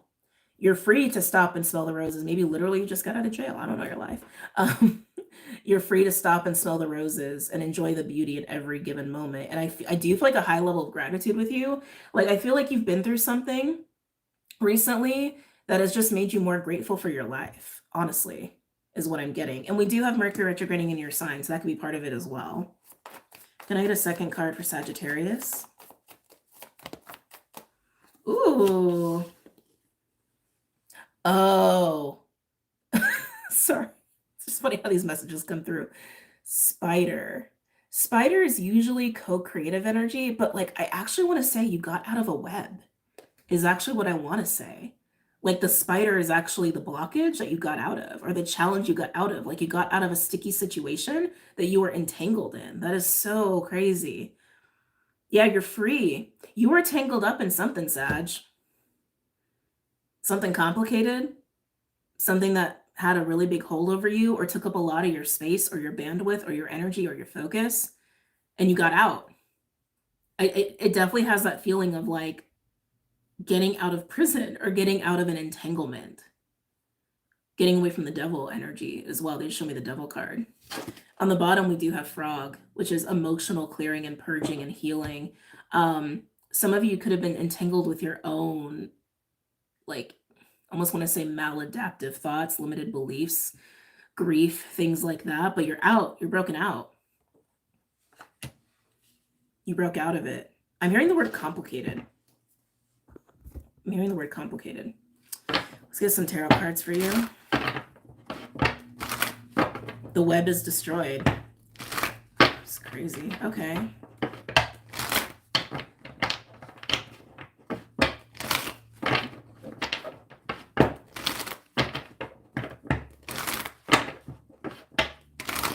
Some of you might have actually started the web. That's interesting. Some of you may have started the web and then somehow you got entangled in your own web or trapped in your own web, the web of your own making, the creation of your own making. Some of you, this is even translating to, how do I want to say? Well, a prison of your own making. Some of you, this is a job. Some of you, it's a relationship. But yeah, some of you, it started with, interesting. It started with you and it's ending with you. Interesting. It started with you and it's ending with you. Any messages or insights for Sagittarius?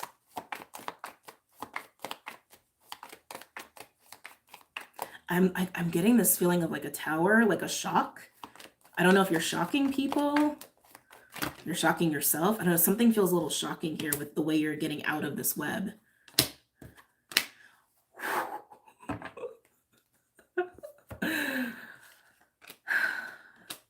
can't get away from this feeling of shock. We have Chariot. You are busted out, man. We have the World and the Eight of Pentacles. The Eight of Pentacles is like screaming to me that this is something you did create. This is something you put energy and time into. Again, this could be work related, doesn't have to be, but it's investment. It's investment of time, energy, and for some of you, investment of money. But you are totally breaking out of it. And I mean busted out. The Chariot is no joke. The Chariot is actually like ascension energy. It can represent the Merkaba.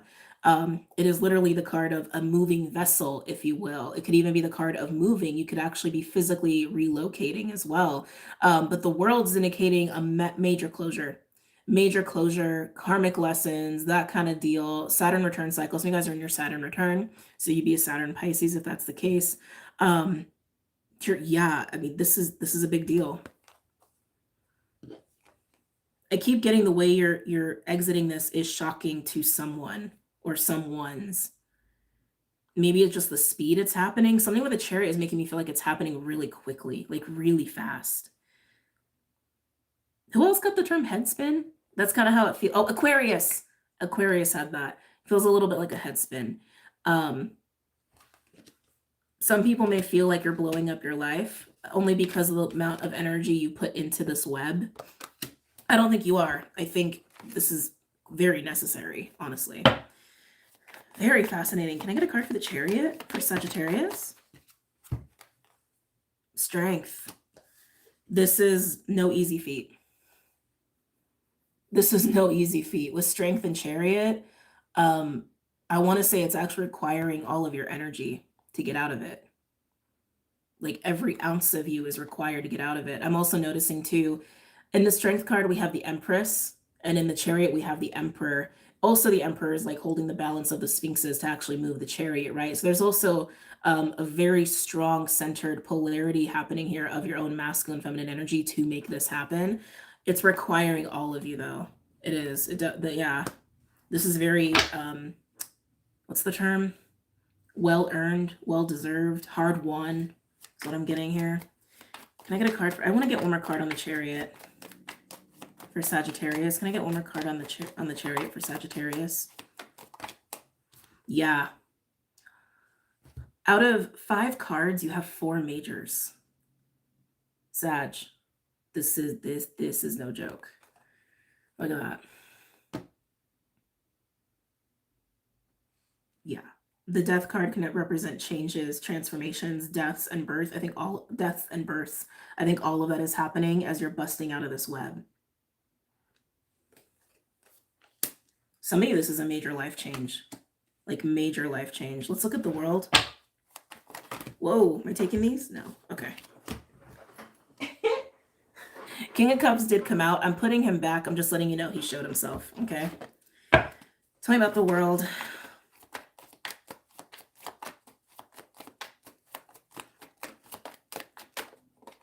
This one? Yeah. 2 of Wands. Yeah, like going on a whole new path here with the World card. You're busting out of the web of your own making. It started with you, it's ending with you, and you're going on a whole new course here. One more for the World. Oh, and you're fighting, man. 7 of Wands. You're not relinquishing this. This is what you want, and you're not relinquishing it. There's a 5 of Wands energy here, which is fighting and conflict and competition, potentially people trying to stop you, potentially people trying to get in your way to prevent you from doing it. I don't think you're going to be stopped. I think this is going to happen because you're determined and you're putting all of your energy into it. Wow. Okay, Sag. Don't know what you're escaping specifically, only you know, but hot damn. You're making it happen, that's for sure. Wow. All right. Who do we have left? Earth and water. We're gonna, yeah, Earth is going last. There's something going on with Earth. So let's get into water. With Cancer. Okay. Cancer. What's going on for the Cancer babies? The Krabby Crabs. What's going on with the Krabby Crabs?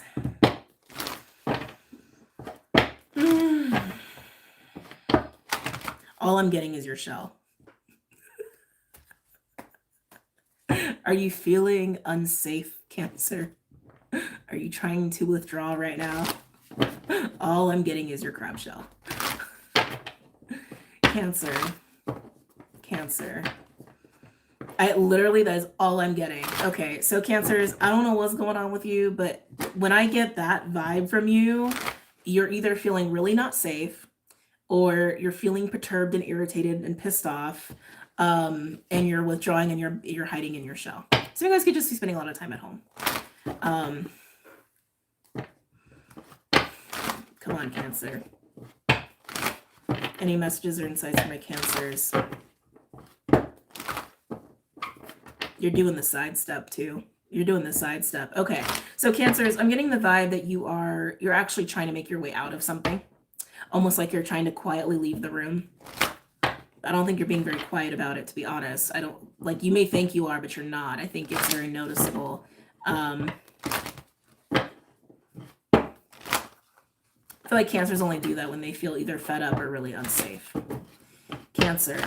Cancer. Any messages or insights for Cancer? Something's become too risky. They just showed me dice. That's usually what they show me when something feels like a risk. Something's become risky. Oh. Are you running, Cancer? Are you doing the side step, but you're trying to run? Careful, don't trip over yourself, okay? That's what I said. That's what I was getting. I'm like, this doesn't feel quiet. Like, this does not feel subtle at all. This does not feel subtle at all. Cheetah is my 8 of Wands card in this deck. It's very fast moving energy. It's also the Yang principle, so it has masculine connotation and solar plexus connotation. We also have the cosmic egg coming out, which is the crown chakra. So whatever you're going through right now, it does seem like a little bit of a light bulb moment is happening with you. Cosmic egg can also represent that you're reaching like a climax or pinnacle of your own spiritual development, your own development of your consciousness as well, a maturity of your consciousness, if you will. And it's moving you into the cheetah. It's pushing you into the cheetah vibes. They said no, that's not, no, it's coinciding. Okay, they corrected me. It's coinciding. So Cancer, something's happening that is making you want to run, making you want to bolt, evacuate, escape, get in the shell, sidestep away as fast as you can. Cosmic egg coming out, though, I'm almost wondering if this is a lesson, Cancer. Because with this coming out, it's feeling like there's something to be learned here. There's something to grow through, grow through here. Okay. Yeah, the more I'm getting into this, that's what I'm feeling. Yeah, with you. Whatever's making you want to run, yeah, you don't feel safe and all of that. And whatever you're thinking is not safe, there's something to learn from this. There's just something to learn here. Let's go ahead and pull some tarot cards.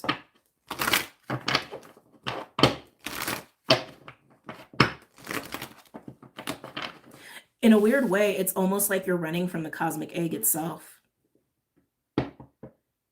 Like maybe you know this is a lesson. Maybe deep down you know that, and maybe that's why you're running. Some of you, this could even be an opportunity for spiritual growth. And maybe that's also why it freaks you out, because you know what that means. Right? Because you know what that means. Almost like an initiation for some of you, and you're like, no. No. Let's see. Oh, Jesus, Cancer. Oh, I feel like you guys are going to stress me out today. We have the 7 of Swords. This is Aquarian energy. I actually think is it Venus Aquarius? The 5 of Swords and the 7 of Swords are both aqua. So is the 6, but like one of them is Venus, and I think this is it, which is where Venus is at right now. Yeah, Cancer, I gotta be honest. I feel like you're running from something that you would actually benefit from not running from. I just gotta call a spade a spade. I feel like you're probably a little triggered right now, or it's triggering something in you because it's something that's going to help you grow. Which is what happens, right? That's what happens. 7 of Swords doesn't always have to be shady things and debauchery and all of that. It can also be self-sabotage. It can also be getting really fixated on old things, and then it starts to cause a misstep here as you're trying to move forward. And that's kind of what I even got with the cheetah. Like you're trying to head out so fast, you're like tripping over yourself. But maybe you're tripping over yourself because you actually know you probably shouldn't be running. Let's see. Keep in mind, Cancer, this is going to be someone you know. It doesn't have to be you. Any other messages or insights for Cancer?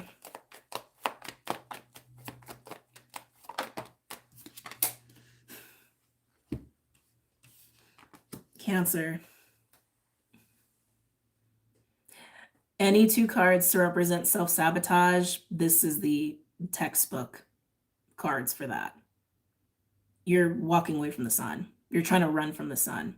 Sun is joy, new beginnings, illumination. I also think this is a moment to be illuminated to your cheetah movements here. Okay. Whatever's making you so uncomfortable, I get it, but it's making you uncomfortable for a reason. Even if like you're not fully understanding like this whole situation for yourself, if you are feeling triggered or uncomfortable by something, sit with that. Like you're uncomfortable for a reason. What is that reason? Whether it's legitimate or it's just a trigger. Nine of Swords still showing at the bottom. Tell me more for Cancer.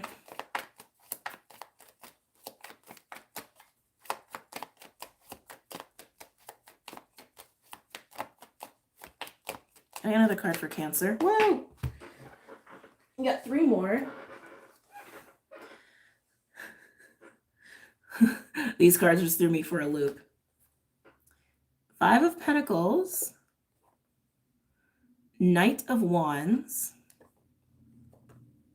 And the Hierophant. This is a very weird combination, Cancer. 5 of Pentacles is usually a card of feeling alone. It's scarcity mindset. It's fear, doubt, insecurity, that sort of deal, financial issues. Knight of Wands is passion and excitement and gung-ho. I'm going to go for it. Hierophant can be belief systems, morals, values, contracts, obligations, a sense of authority and duty, acting from that kind of a place. Is this a torn feeling? The Knight of Wands being in the center, I almost feel like being torn is kind of what I'm getting here.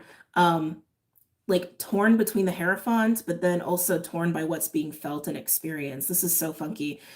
Cancer, I feel like you are the Knight of Wands here, but what's weird is like, I think you have a little bit of a scarcity mindset going on, and this could be the trigger.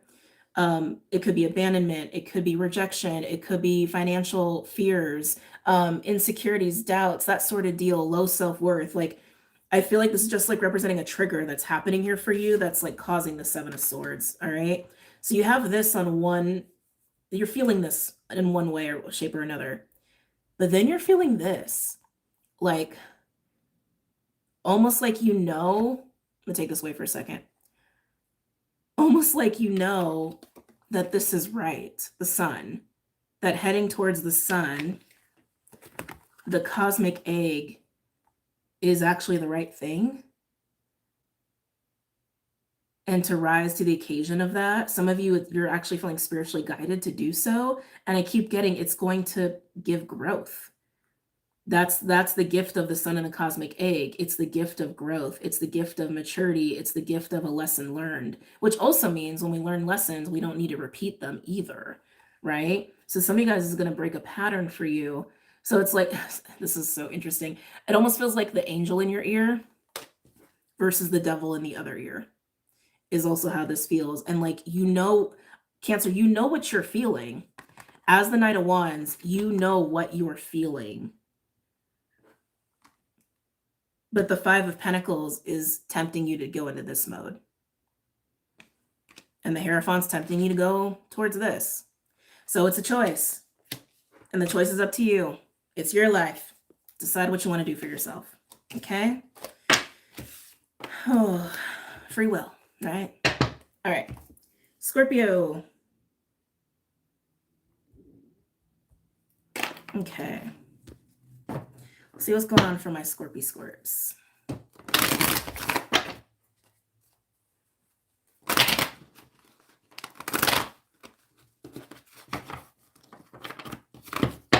Scorpio. How we doing, Scorps? How we feeling these days as we are approaching winter? How are you feeling, Scorpio? I'm getting a couple things with you already. I'm gonna stop shuffling. Scorpio, some of you, I definitely feel this call to rest. Excuse me. It almost has this like visual of like you like sitting down and just like literally taking a rest, taking a break. Like maybe like, even just the notion of, oh man, I've been on this hike for like 5 miles. I need to sit down and have some lunch. Like you just like, you need a break. Purple is a big color for you right now too. I'm also picking up on that.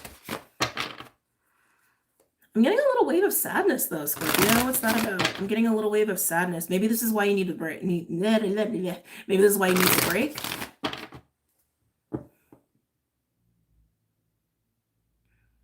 Yeah, Scorpio, I almost feel like you just need to give yourself a minute.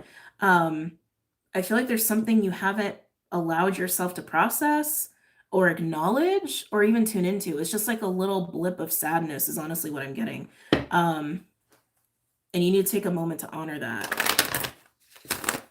Could just be something disappointing. Could be something fleeting. I almost want to say whatever this is, like maybe you had dismissed it, like not a big deal, but maybe it's a bigger deal than you wanted to believe, whatever the sadness is here. Okay. Scorpio. Any messages or insights for Scorpio? Ooh, hummingbird. Okay, so something really positive is taking place in your life, Scorpio. That's what this feels like to me, like a positive turn of events. I'm almost getting like Wheel of Fortune. That feels really, really good. Ooh, this feels really good. But why the sadness? Why the sadness? Scorpio, I feel like whatever this positive thing is, I keep getting like a course of events or like Wheel of Fortune energy. Something positive is happening for you and you know it. I almost want to say it's like it's taking up space though. And the way it's taking up space almost feels like other things need to go for this to really be fully experienced and to be fully received. There we go. There we go, Scorpio. To fully receive this like really positive energy, positive experience, you do need to actually receive it fully, but to receive it, it's almost like there's not enough space to receive it. And I think that's also why you need to like sit down and let some energy move through you. Some of you just need to literally make some emotional space to fully embody this and receive this. Some of you actually like maybe need to let some things go, right? Whether it's like certain interests, certain obligations, certain relationships or an environment or habits. It's like, if you really want this, it's here and you know it's here. It needs more room. It needs more space in your life. If this is a person, you need to learn to make space for them. Can I get a second card for Scorpio?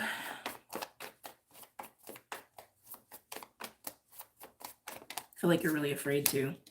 Oh. You guys know I love the otter so much. Freaking love the otter. Otter is like my 6 of Cups, 2 of Cups lovers card. It's just the epitome of like unconditional love in all of its forms. It's also like monogamy and family, and it's just very soft and ooey gooey, very playful too. Yeah, Scorpio, whatever this is bomb. And it speaks to your heart, it speaks to your soul, and it feels really, really damn good. But like I keep getting, you need to make space for it. You actually need to make space for it. I want to say a lot of you, this is a heart clearing. This is like letting some stuff out of your heart space, which is very in line with the Mars retrograde energy. But some of you need to make physical space and time for this, like even time in your schedules for whatever this is too. Let's get a third card for Scorpio. Can I get a third card for Scorpio, please? Ooh, okay. Owl. I think Gemini also had owl. Owl is about, it's a psychic card, psychic, intuitive. It's also about seeing that positive things are afoot. But you know this, Scorpio. You know this. I feel like you see this for what it is. You know it's good, and you know you need to make room for it. You just know. So take the time that you need to make the proper space. Okay? Figure it out. Okay? All right, let's pull some tarot cards for you guys. Otter, it's been so long. I know. We love the otter over here.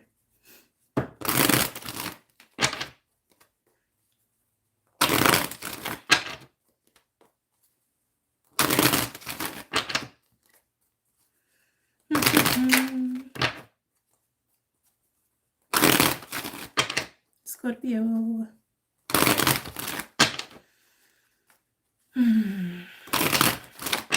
Any messages or insights for Scorpio, please?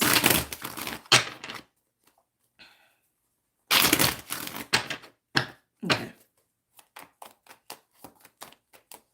Any messages or insights for Scorpio? You're the only one to get this card today so far. The Lovers, Gemini energy. There might be something going on with you in Gemini.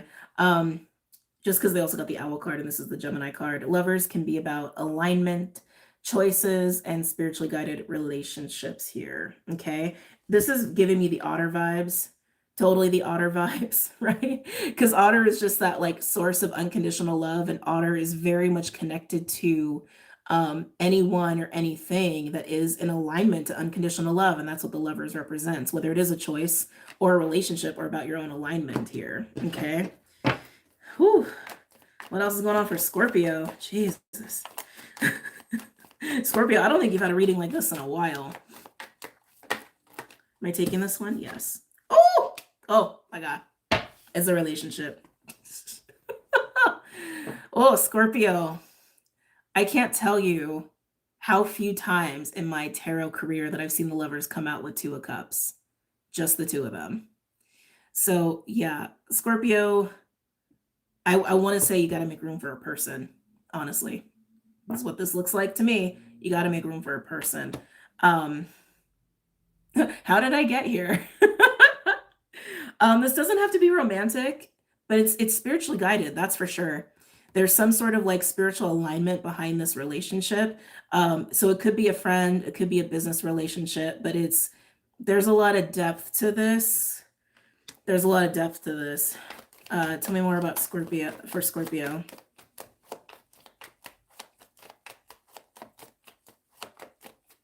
Tell me more for Scorpio. Holy crap. It's a good day to be a Scorpio. Can't lie. Look at this. 10 of Pentacles. Is there more here? No, okay. 10 of Pentacles and the 8 of Wands. So whatever this relationship, this connection is for you, Scorpio, it affects your 10 of Pentacles. All right. Dare I even say it's going to expand your abundance. Yeah, that's actually how it feels. Like, especially with the 8 of Wands coming behind the 10 like this, this feels like expanding. And also they're reminding me of discovery for the 10 of Pentacles for you. 10 of Pentacles can represent your legacy, can even represent like future legacy that hasn't even happened yet, that you've been thinking of or considering. It's also like wealth and family. It's the foundation of what you want your life to be for decades. That's what the 10 of Pentacles is, okay? And all that encompasses it. Whoever this is, Scorpio, they're going to help you expand your 10 of Pentacles in some way, shape, or form. I also want to say they're going to help you discover how to expand it. It's very fascinating. Tell me more for Scorpio. Oh, why is that there? Oh, what you need to make space for. Got it. So if you have any Cancer in your chart, Cancer had this as well. 7 of Swords. This is why you need to make space, Scorpio, because there ain't enough room for this right now. 7 of Swords, I'm feeling restriction. That's what I'm feeling here. So it's like you need to recognize what needs to go out of your heart space, out of your own narratives, physically out of your life, habits, relationships, that sort of deal. Even just like I'm getting like a time thing with you, that there's a time component. Like you actually need to make space in your schedule is also what I'm getting to. Yeah, something about time. Time is a big component here. But yeah, that's why the 7 of Swords is here, because room needs to be made. Tell me more about the 7 of Swords for Scorpio. Tell me more about the 7 of Swords for Scorpio. Oh, there it is. There's that sadness I was feeling, the 5 of Cups. Yeah, with the Hermit. Yeah, so just kind of what I was already getting with you. This is you in that Hermit mode, recognizing the space how to clear the space, basically. What needs to go. What you need to say goodbye to.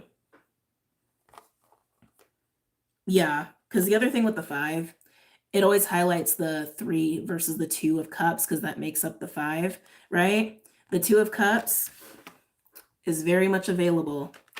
This is not. This is representing what needs to be cleared. Stuff that isn't even available to you anymore, really, or stuff that doesn't nourish you anymore, doesn't add to your life anymore. That's what needs to go. And as the hermit / owl, you can see that and you can know that. All right. Ooh, Scorpio. Knight of Cups on the bottom. Oh, interesting. With the 9 of Swords and the Queen of Swords. So there's some stress around this, but that's because space needs to be made. How else do I, there's something else that wants to be said here.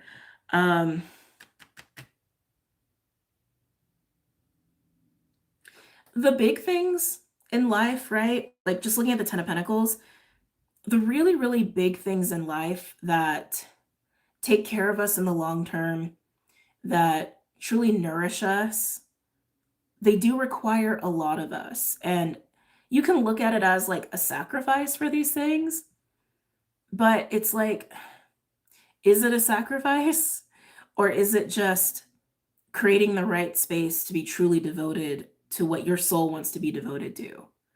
The things that really matter. Mars retrograde. The things that really matter. Yeah. All right. Let's move on to Pisces. Let's move on to the fishy fish. I might need a bathroom break actually in a minute. Let's see. Okay. Pisces. Pisces, Pisces, Pisces. What's going on for Pisces?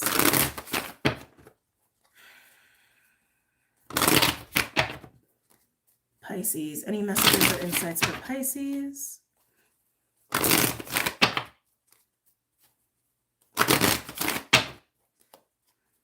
Pisces.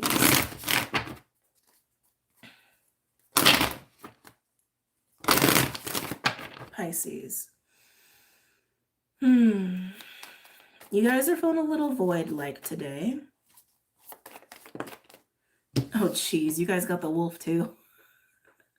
So Pisces, Aries and Leo have the wolf. I feel like it has more to do with Aries than Leo though. And Aries is your neighbor, so I shouldn't be too surprised. So you have wolf out here, but I feel like you're feeling very spacey.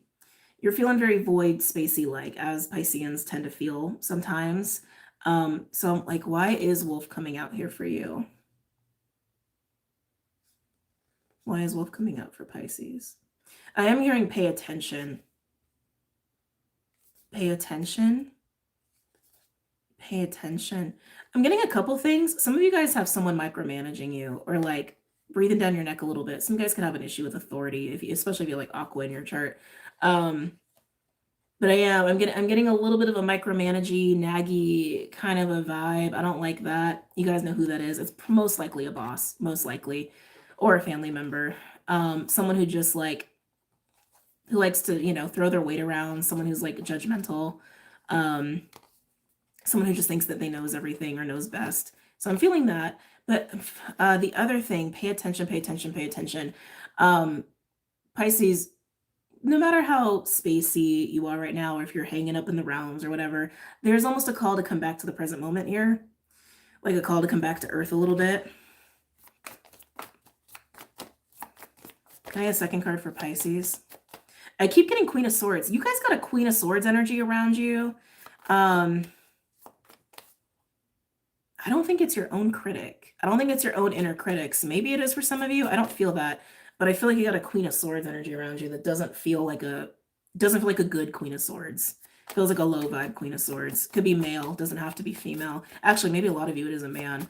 After I said that, I was like, there's something about that. Second card for Pisces. Ooh. Black egg. The throat chakra. Oh, Pisces. Okay, there's something kind of like soft coming in here. The pay attention, I almost feel like there's a conversation that wants to be had. Some of you, it's like someone actually like needs you, like needs to talk to you or needs you. Maybe this is why you need to come back down to earth a little bit. Something needs your attention, but I feel like it's actually about words and communication. and a conversation, but it feels soft. It doesn't feel harsh. It just feels like almost like someone needs comfort, like someone needs a shoulder. Um, yeah. Some of you, it could even be you, or maybe you need to like come back into your body a little bit because maybe there is something that you want to get off your chest or something you want to speak on.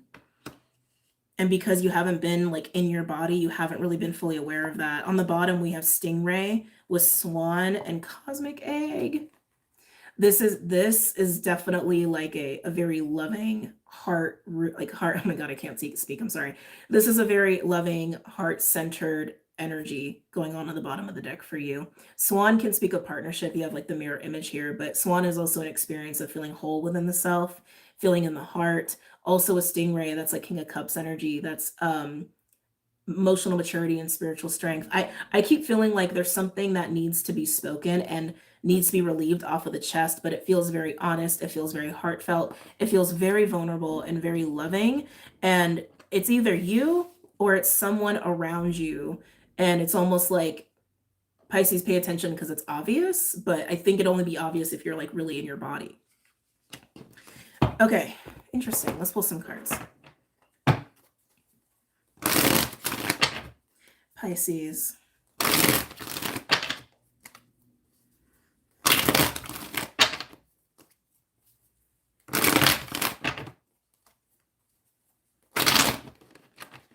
Pisces. Any messages or insights for Pisces?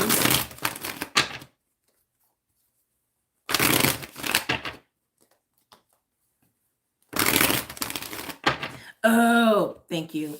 For those where it's about you getting something off your chest, some of you may be worried that you're going to get that Queen of Swords reaction, that you're going to have someone react in like a critical way or a harsh way. If that's the case, I think that has more to do with like narratives and programming and trauma more so than what's actually happening. Because I feel like what actually wants to be communicated and exchanged is soft and loving and compassionate. And I feel like it's equal. Like, I don't feel like there's going to be a vulnerable energy and then a harsh energy. I think that Queen of Swords energy I was sensing is more of a old ingrained pattern memory trauma. Okay. And like I said, if it's you trying to get something off your chest, it's yours, your trauma, your shit, your stuff. If it's someone that wants to talk to you, it's their stuff. Okay. Whoever needs to do the talking, it's their stuff. Any messages or insights for Pisces? Two of Swords and the Ace of Pentacles. Two of Swords is Moon Libra energy. It speaks to making decisions. I also sometimes look at this card as feeling a little confused, having some ideas in your head and trying to figure out which one is true, which one you really align to. I feel like this is about making a decision. I feel like it's about a decision with the Ace of Pentacles. Ace of Pentacles are opportunities of stability, financial opportunities. It's also my elevated timeline card because you have to leave the garden and go up the mountain into a whole other reality. Oh, Nicole, thank you. Thank you for the $4.99. Sun Scorpio, Moon Scorpio. Ooh, double water sign. Well, welcome. But yeah, Pisces, this is what I'm getting. Like there's some contemplation and confusion around an available opportunity, a decision to be made. I feel like this is coming from whoever needs to talk, from whoever needs to speak. Which again, I think is you, but it could be someone you know. Tell me more.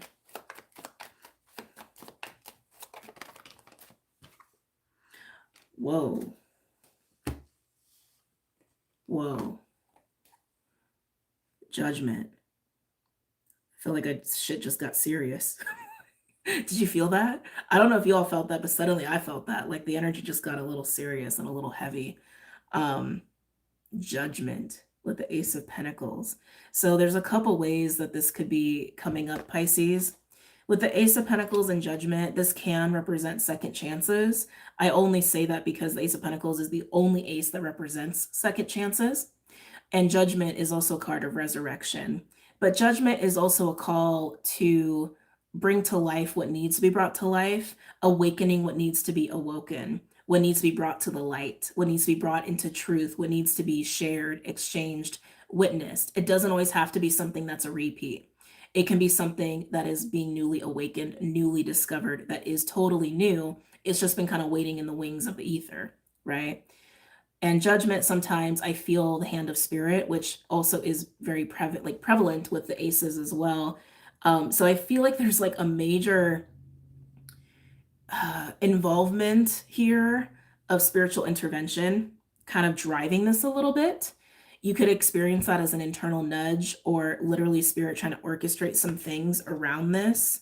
But the Ace of Pentacles and Judgment, I gotta be honest, this feels like a gift.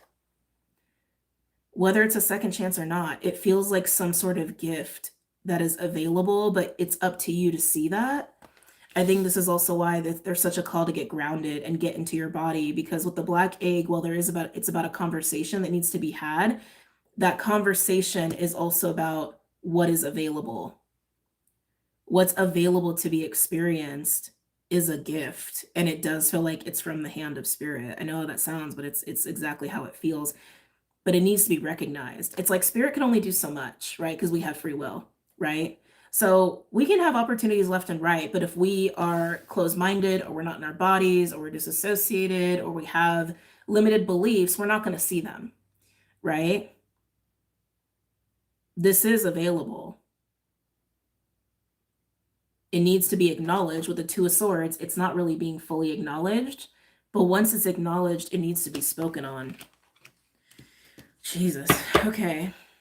Can I get a card for the Two of Swords for Pisces?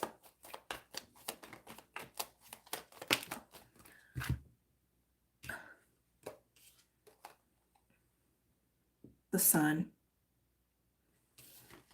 New beginnings and joy and happiness and illumination.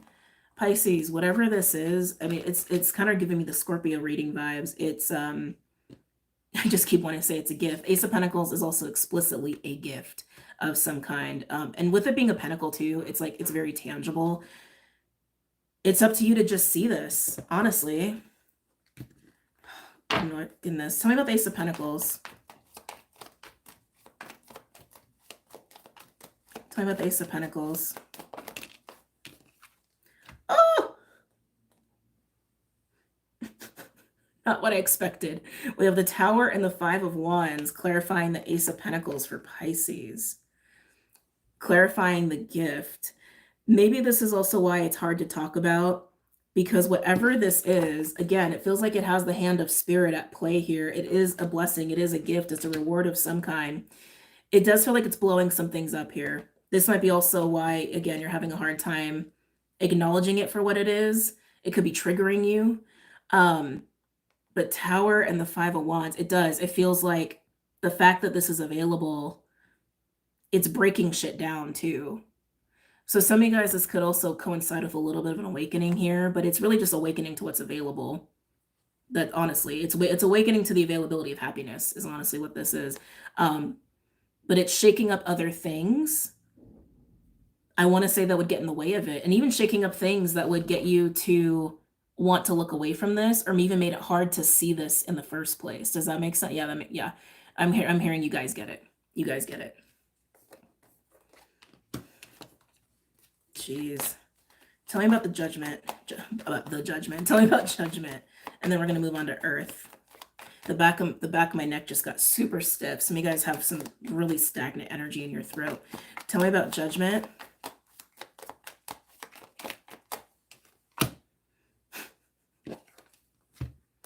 It's a call to action. Yeah, King of Wands. So Pisces, it's available to you. This definitely feels like some sort of gift. It is the gift of happiness. It's an opportunity for happiness. It's going to force you to dismantle some things in your life, to let go of some things in your life, and you're going to get triggered for some of you, and you got to deal with that, and then you got to have the conversation. I think a lot of the triggering is around sharing information and talking and being received in what you're saying, because I think that's why the Queen of Swords energy came up. Some of you guys, that Queen of Swords energy could be like a former partner, friend, or family member that was just very like harsh and judgmental and critical. Yeah, that's making you think, No. It's making you not want to look at this at all. Okay, let's move on. Intense, man. Water signs had intense readings today. All right, Earth. I don't think Earth ever goes last. All right, we're going to go with Taurus.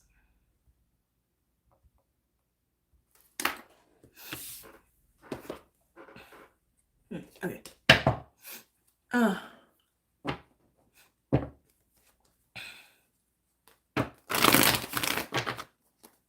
Taurus. What's going on for my Taurians?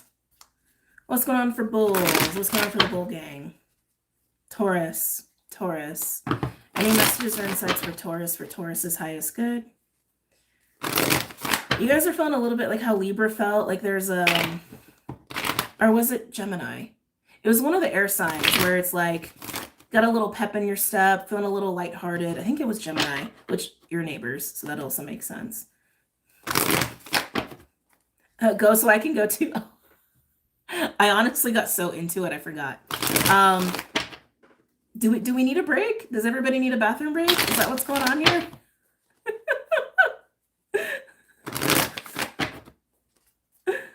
I had to Google Rs for the translation. I'm laughing my arse out loud. I want to catch Virgo live when she does After Taurus to catch with you guys. Okay, Taurus. Maybe just me, but you said you might. It's funny because like I totally was in it, so my body I think just was like, okay, we're fine. And then you brought it up. I'm like, oh yeah, I kind of do have to go.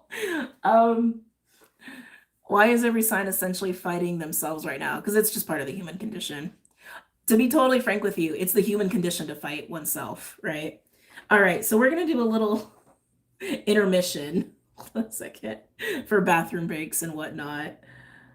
Okay. All right, bathroom break.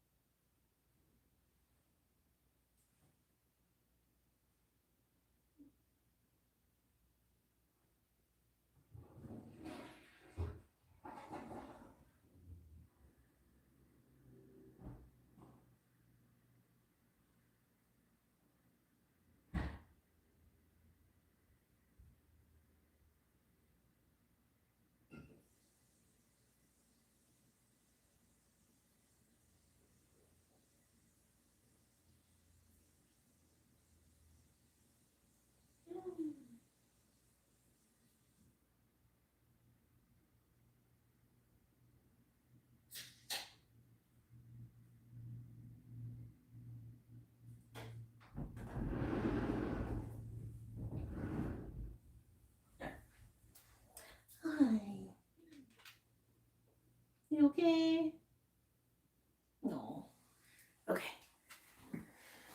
Oh, all right. I had to get a little sparkling water too. Let's see. Where are we at?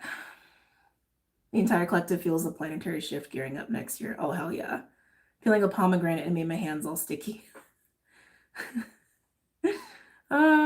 Intermission. Okay. All right. We're good. We're good. All right. Let's get back to Taurus. Let's do, 3940. All right.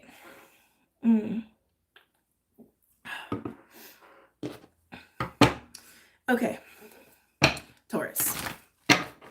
So Taurus with you, I forget if it was like Gemini or Libra, one of the air signs, but like I feel like you got a little pep in your step. I feel like you're feeling a little like lighthearted, if you will.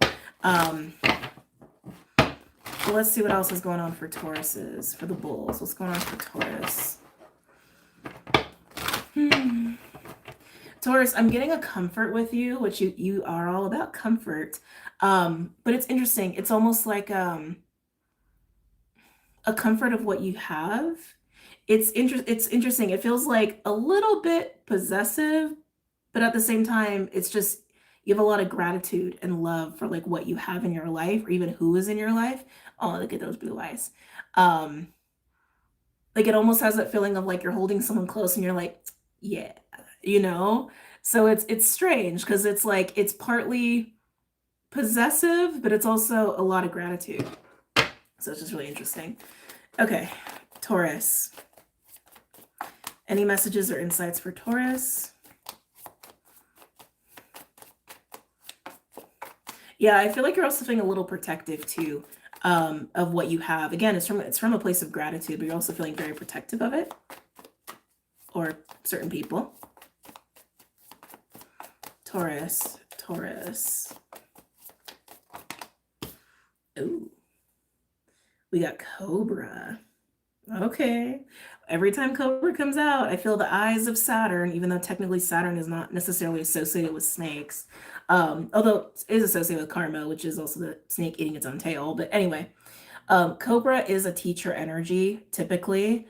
I always just feel pressure here, like pressure to do the right thing, pressure to recognize what's going on, just like the eyes of, are you learning? Are you learning? Are you learning? I feel like you're the Cobra. I feel like you're actually taking the stance of the Cobra. And I feel like it's in a stance of protection, which is kind of interesting. Who else had this? Aries. Aries had this too, which again, Aries is also your neighbor. Like Aries had something going on with like the eyes of the wolf and keeping eyes on some things to protect what matters to them. And I'm getting a very similar vibe with you, Taurus, but it's the things you have pleasure for is really what I'm getting. It's like it's the people and the things, possessions even that you have that give you pleasure. That's what you're feeling a little protective over right now. Can I get a second card for Taurus?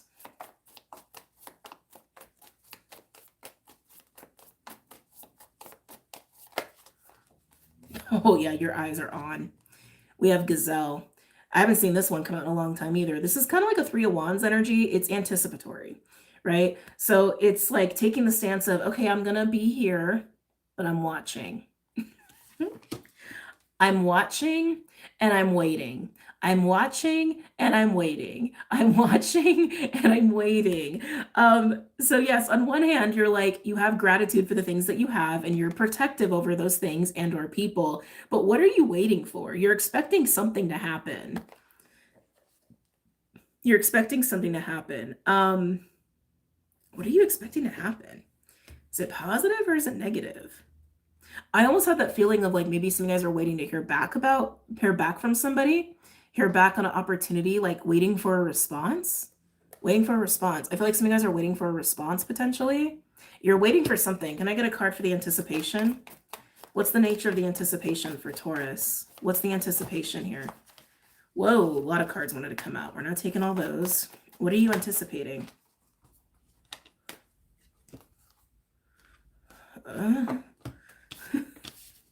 We have Tarantula and Dragon.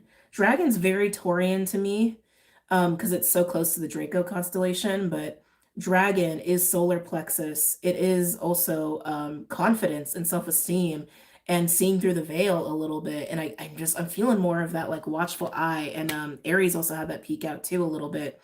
And then Tarantula is tension and Two of Wands. So you have a Two of Wands and Three of Wands energy floating around here. So there's a lot of heat. There's a lot of passion with what you feel gratitude for, what you feel protective over, but you keep anticipating something. But I feel like the anticipation is almost starting to stress you out. And then we got this, Fire Ant and Spider. I'm not keeping it on the board, but spiders are coming through quite heavily for you. But this also feels like a rising of discomfort, a rising of anger, to be honest with you. So it's interesting, Taurus, because it's almost like we already went on a little bit of a roller coaster with you of feeling gratitude and for the things that bring you comfort and pleasure, including people. And now I feel like I'm seeing you transition from that to feeling protective over it, to starting to feel nervous and tense about what may happen. What may or may not happen is almost what I want to say. And some of you, it may even rise to like a Five of Wands vibe, because this is my Five of Wands card. So Three of Wands, Two of Wands, Five of Wands. You got a lot of fire going on with you, Taurus. Maybe you're anticipating needing to fight for the things that give you pleasure. Some of you, this is like a jealousy thing, possessive thing, if it's about a relationship. That's kind of what I'm feeling. It's like you're already anticipating needing to protect it. Like you're going to have to fight or something. This is interesting. Let's get some cards. Let's get some tarot cards.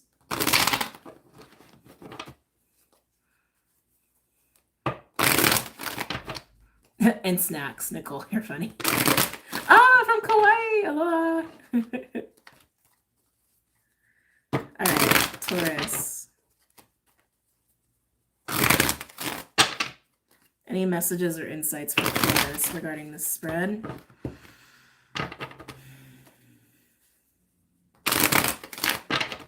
Yeah, okay, Taurus, this is oddly specific. You're anticipating needing to fight. You're anticipating needing to fight, needing to like maintain your claim.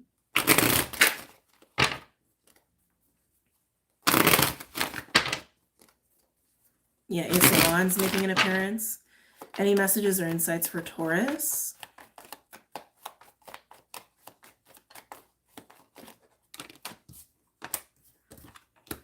Oh. I see. I see. I see you, Taurus. I see you. So Taurus, keep in mind, this can be reversed or vice versa. There is very clearly a dynamic going on here with you and someone else. There's been a lot of relationship reads coming out today. Empress and the Knight of Wands. So that Knight of Wands energy, I feel like, is everything I've been feeling. Like, I have heat for this. I have passion for this. And it's for an Empress. And starting to feel a little, maybe territorial, a little bit. Empress is Venus. So again, you could be the Empress here. So just take it as it resonates. But this definitely feels like Knight of Wands feeling some kind of way about the Empress energy. Now, could this also be just you feeling very passionate and protective over something that gives you abundance, that gives you nourishment? Absolutely. But I gotta go with how I'm feeling and how it's coming through. This feels like an energy, a Knight of Wands who feels like they have a claim over an Empress. And maybe they do. I don't know your life. But it's very much like, that's mine. It's very dragon. It's very dragon. It's very much like I have my eye on the Empress. That Empress is mine, and I will do what I need to do to maintain my claim over the Empress. It's very much like that. But again, it can translate to you feeling that way about protecting what brings you comfort, what brings you pleasure, because that's also is what is representative of the Empress. Okay. What's represented by the Empress. That's the grammatically correct way to say that. Okay. Make sense? Okay, let's keep going.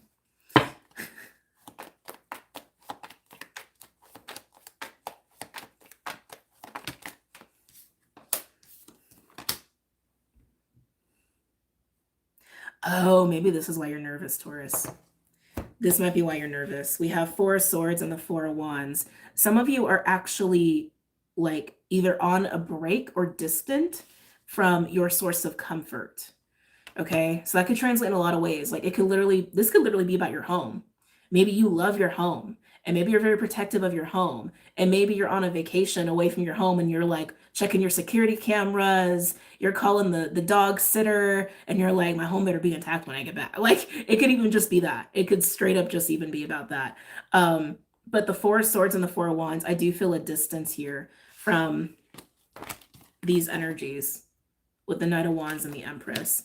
So whether this is just representing, again, your source of stability and comfort or a relationship, this is also why you're nervous. It's almost like you don't have a super strong, tangible, physical hand, I want to say, on the Empress and the Four of Wands. Like you feel like it's yours, and it is. I want to say it's yours. I want to say it is yours, but for some reason you feel like you're not really close to it or physically like there.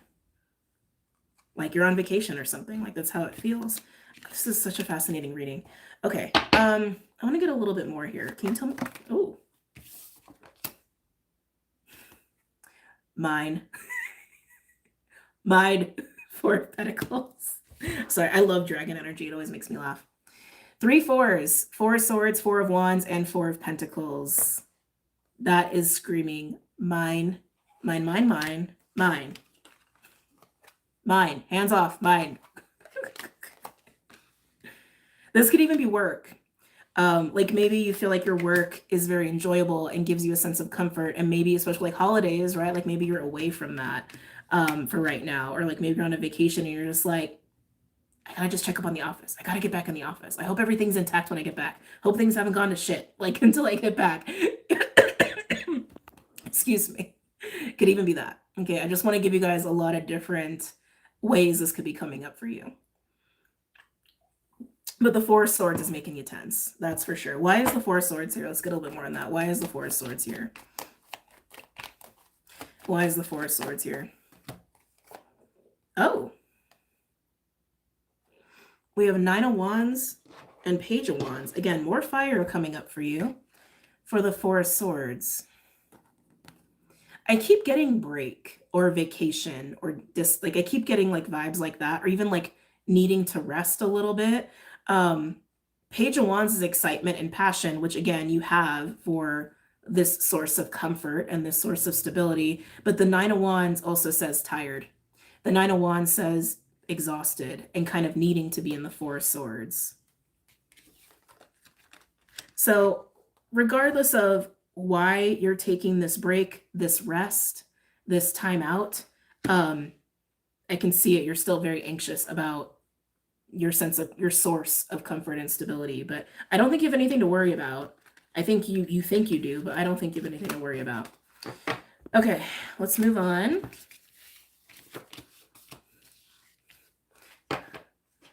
This dude is gonna run into a harsh truth with this Empress. You guys are funny. Okay, Virgo. Oh, sorry, I didn't mean to move the camera. All right. Watching from Kenya. Oh shit. Hey Kenya. One of these days I'm gonna make it over to that continent. I'm gonna make it over to Africa one day. There's quite a few countries I'd love to go to. So one of these days. This is my Chiron Taurus speaking, and my Taurus cat telling me what to do. Virgo alert, girl, come back. Please do. Yeah, South Africa is on my list too. I just feel like people don't like, hold on, I gotta do a timestamp for Virgo now. I feel like people just don't like, I don't know, give a lot of attention to Africa for whatever reason. Well, I think we know the reasons, but yeah, I just feel like it's just one of those places that's just not, I don't know, really acknowledged, I guess. And it should be. Anyway, not the video for that. Virgo. Virgo. Hey, Virgos. How we doing, Virgos? I'm seeing strings being pulled. So maybe some of you guys are musicians. Some of you guys could be musicians. Why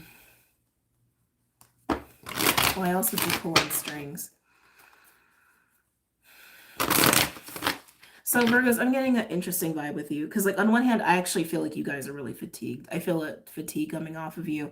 You're tired, but I almost feel like you're still trying to pluck at something. You're still trying to do stuff. But it's tired. It's like, it's really, really tired.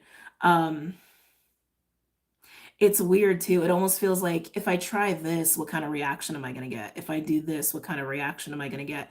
But it's from such a tired place. I almost want to say like, what if you just stop trying for a little while? That's almost what I want to say. What if you just stopped? What if you just took a break? Any messages or insights for Virgos?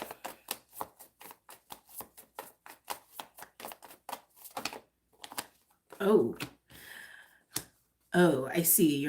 I see. Okay, I see.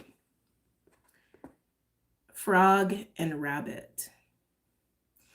It's really interesting what's coming through here because with rabbit, I'm feeling fear and like hypervigilance. Like you're so exhausted from whatever you've been doing, but you're afraid to stop. And you're afraid to stop because if you stop, you're actually going to feel shit.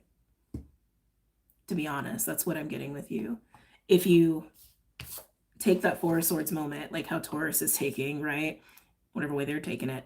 But if you stop, if you just like stop and give yourself some quiet and some time and some space, you're going to feel some stuff you've been avoiding. Things that are unavoidable. Some of you, this is like you keep trying in a situation because you don't want to face the reality that it actually needs to end, that a situation needs to end, and you have a lot of feelings about it. I feel like this comes up a lot with you, Virgo, like feelings of failure.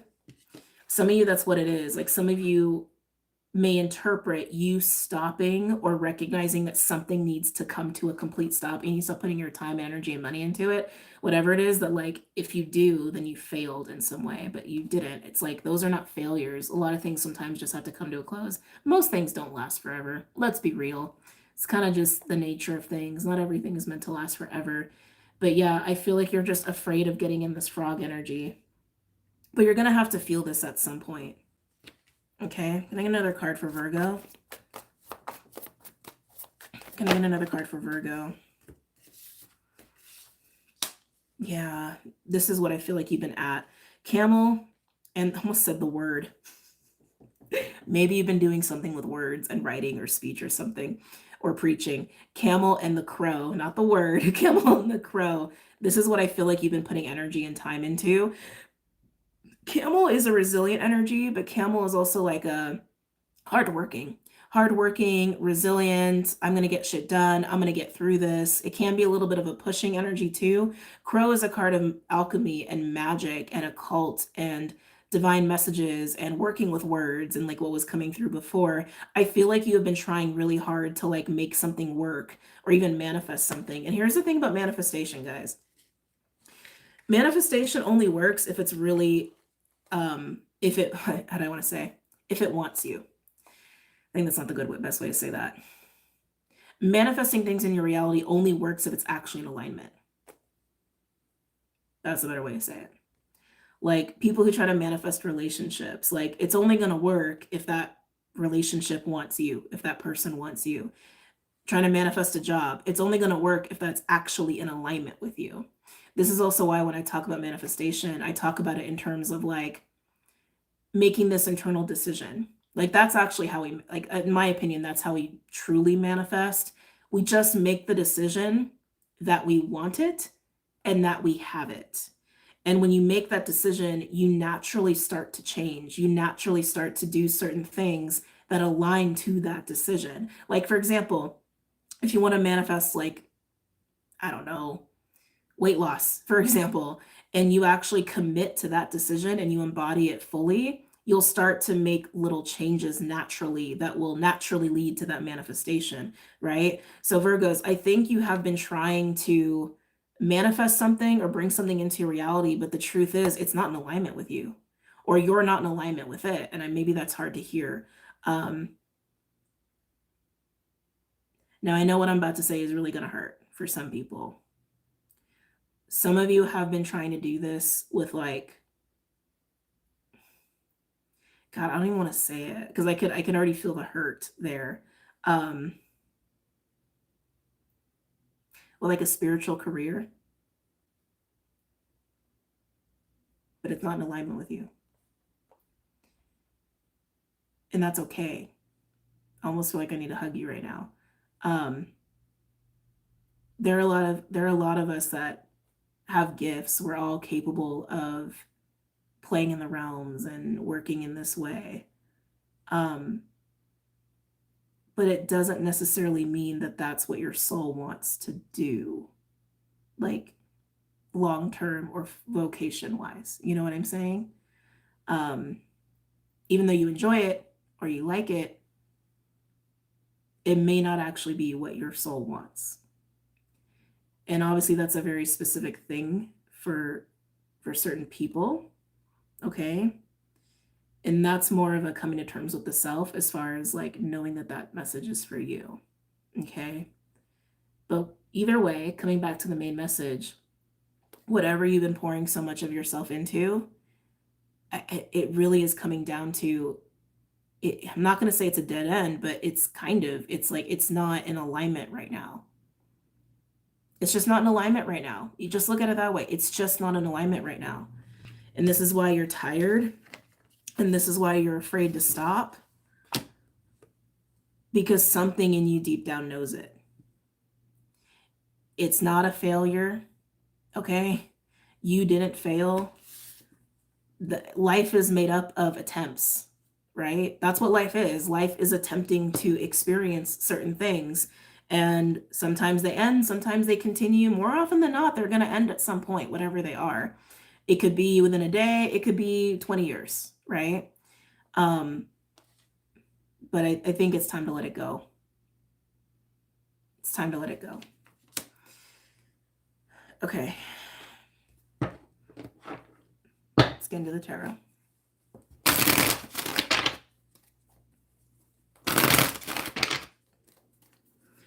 Any messages or insights for Virgo? Let's see if the chat is still here. Let's see. There we go.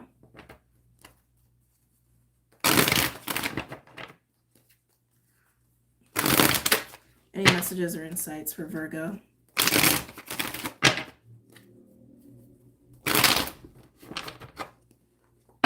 Okay. Yeah. Oh, Virgos. We have Queen of Wands and the Ten of Wands, almost the Ten of Swords. Queen of Wands, you've definitely been in this like manifesting place, and you've been putting a lot of your passionate energy into that. Some of you, it's just purely creative energy. But the Ten of Wands, you've been putting in so much, and it literally is like the straw that's about to break the camel's back. You're at the max number of wands. You're at the max number of energy input. Okay.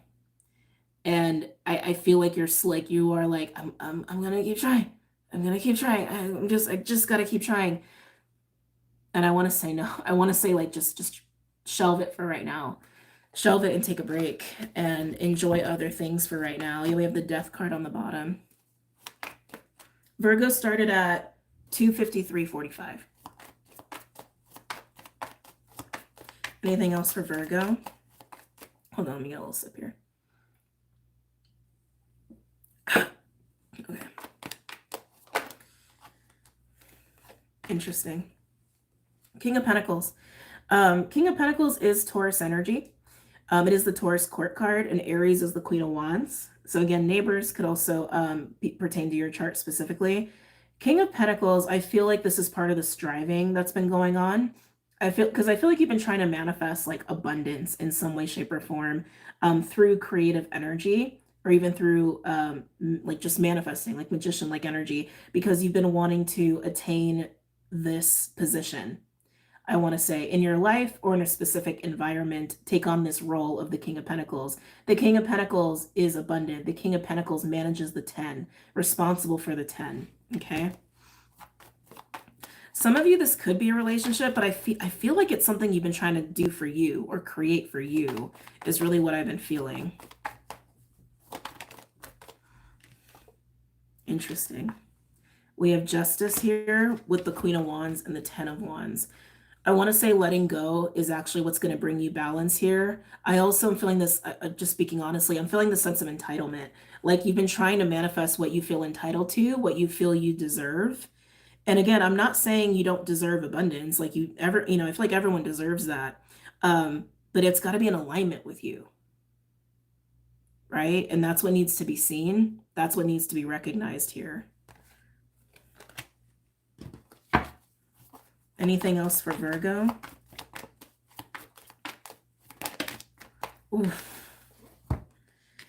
Damn. Yeah. King of Pentacles, the Four of Cups, and the Devil. There's also clarifying that rabbit frog energy. So Four of Cups can be a card of apathy, depression, meditation, reflection, boredom, but it can also be a card of ignoring certain feelings here. And then the Devil, right? It's like it's literally the thing that is creating more burden for you than needed, and it's emotional, because what needs to happen is you need to look at that cup. The cup, I feel like, is representing your heart right now, and the actual connection to your essence, to your soul, and what your needs really are. And you keep putting it on snooze is creating that devil energy for the sake of becoming the King of Pentacles, or for the sake of embodying or dealing with the King of Pentacles. And it's you're at the breaking point. Virgo, you're at the breaking point. Again, some of this can be about a relationship, but I feel like it's mostly about what you've been trying to cultivate for yourself. You got to acknowledge that cup, and it's going to allow you to let this go for right now, and allow yourself to also have this emotional release that needs to happen too. Okay. Yeah. All right. Let's move on to Cappies. Last but not least.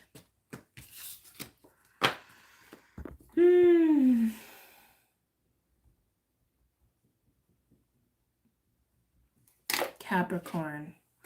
Ooh, that Virgo read was intense. Okay. Capricorn. Capricorn.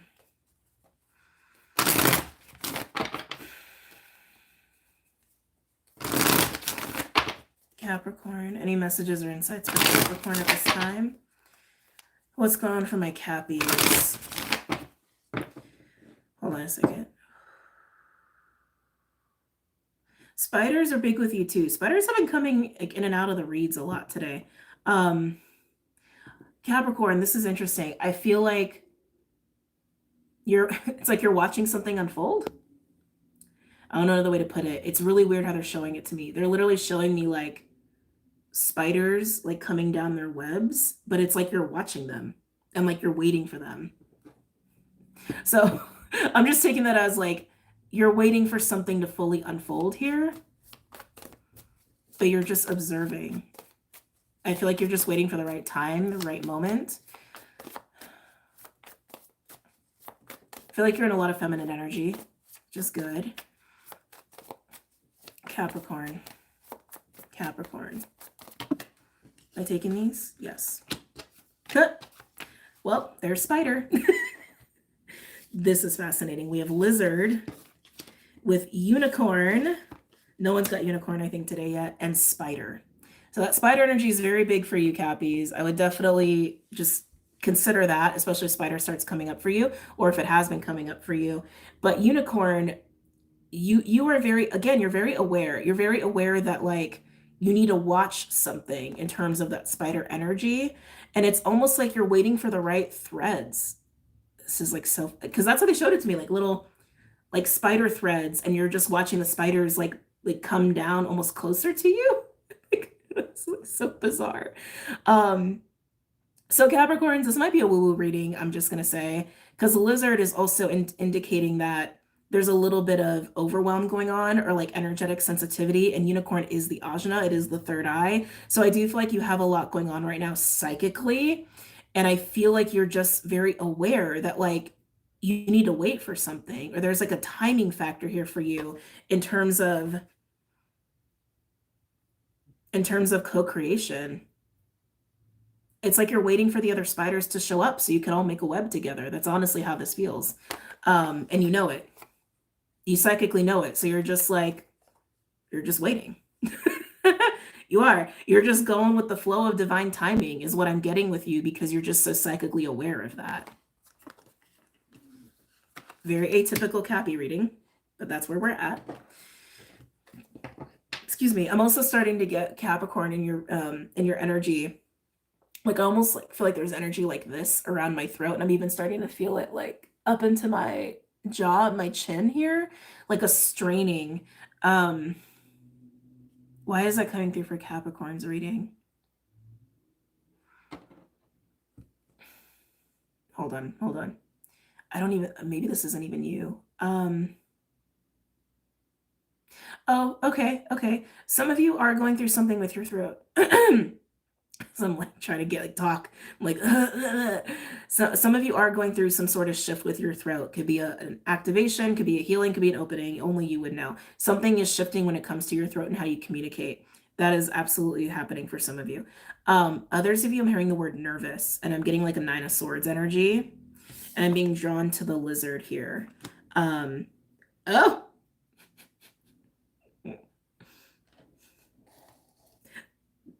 Okay, I know how this is going to sound.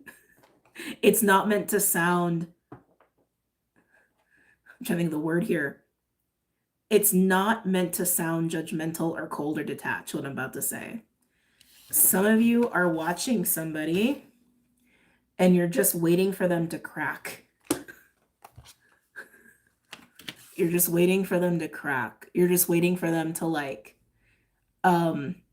I want to like, I feel like you're watching somebody be overwhelmed or feeling a lot of things, or there's a lot going on with this person or this energy, and you know it because you can see, and you're just waiting for them to crack. That's like literally how it's coming through. Like maybe waiting for them to say something, divulge something, confess something.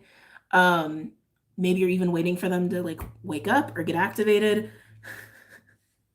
Like, look at that. Just watching and waiting for them to crack.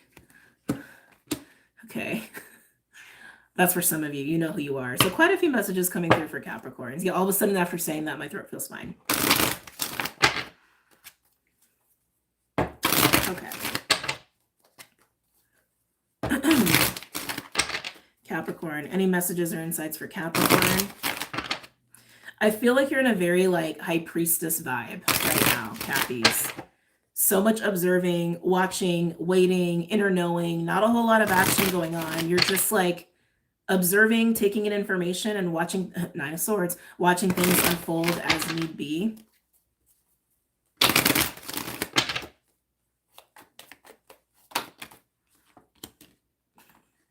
Okay. We have the Fool with the Eight of Cups. This is the moment you're waiting for, is what it feels like. This is the green light. This is go. Go. Time to go. It's time. This is the green light. Jump up out of the seat kind of vibe. To make your move. So this is a weird reading. Because of the Eight of Cups, it usually implies that we're getting to a point where we realize we need to move on emotionally from certain things, and then we do the work to move on emotionally. I feel like that's not even part of it for you. It literally feels like maybe you've already done this work. So maybe that's what I'm sensing too. Like you've already detached and you're just kind of standing there and you're just waiting for the green light to get up and go. Maybe you don't even know what the green light is. Maybe you just know you're going to just know. And if it's and for some of you where you're watching and waiting for someone to crack, maybe you're waiting for them to divulge something. I feel like it's like a confession you're waiting for. Like you're waiting for someone to confess something here. Not all of you. Some of you guys are just waiting for someone to come into some sort of truth or awareness for themselves. And then that's your green light to act. That's your green light to go. Others of you are waiting for these like spider threads that were being shown, right? That, oh, they're finally here. I can get up and I can go. Oh, that opportunity is finally here. I can get up and go. Like, yeah, I feel like you're actually primed and ready. You've already done the emotional work. You're just standing there waiting, observing to actually physically move.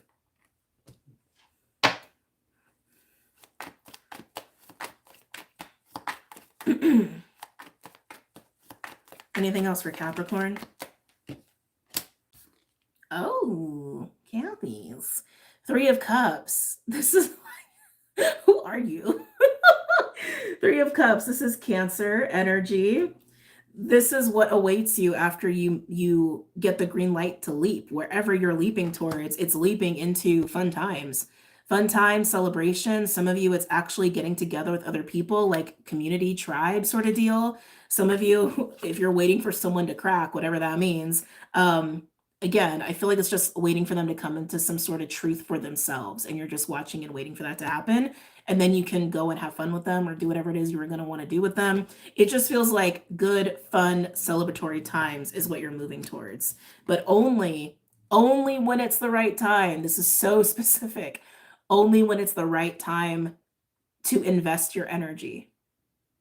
and to physically do things. Like, but it's an investment of your energy. Okay. Anything else for Capricorn? Yeah, this is what you're waiting for. The Wheel of Fortune. Your time. Again, this component of time. Someone else had time. If anyone remembers, by all means, please comment. Someone else definitely had a component of time. You're just waiting for the right time. You're primed and ready. Can I get a card for the Lizard? I'm like so curious about this like cracking energy.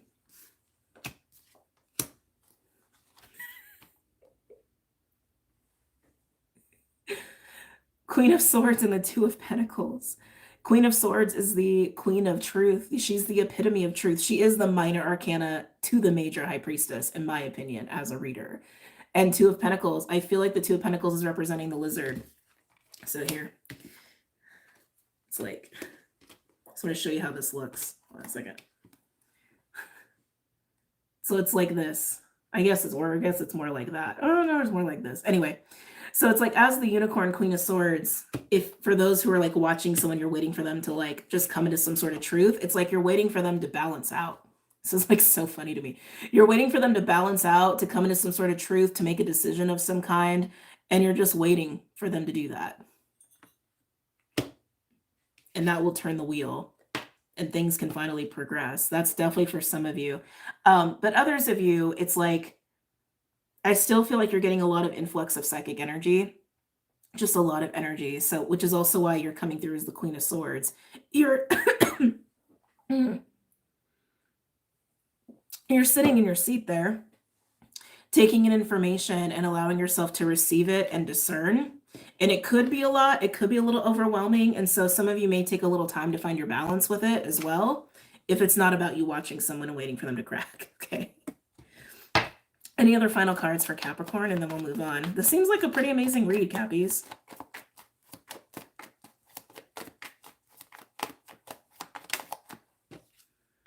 Yep, on the Unicorn, 4 of Swords. You're sitting, you're taking in information, you're being discerning about it. 4 of Swords and the Queen of Swords, I feel like is really confirming that High Priestess energy. As I said, she basically is the minor arcana to the High Priestess for me as a reader. But 4 of Swords is also a card of taking a lot of space when you need to, being in a little bit of a container, as the High Priestess usually is. So yeah, not surprised that came out. Okay, all right, Cappies. Very interesting reading. I'm gonna go. I love you guys. Have an amazing Friday, Aloha Friday, and I will see you guys later. I will try to do Capricorn and Pisces and the other sign readings as I have the bandwidth to. As I mentioned, I am moving, and so there's just a lot of logistics and things going on, and it takes a lot of physical energy to move, as you guys know. But yeah, so I'm gonna get to that as soon as I can. All right, you will see me Monday regardless for the weekly, and I will see you guys later. Have a great night and a great weekend, okay? Bye, guys. Take care.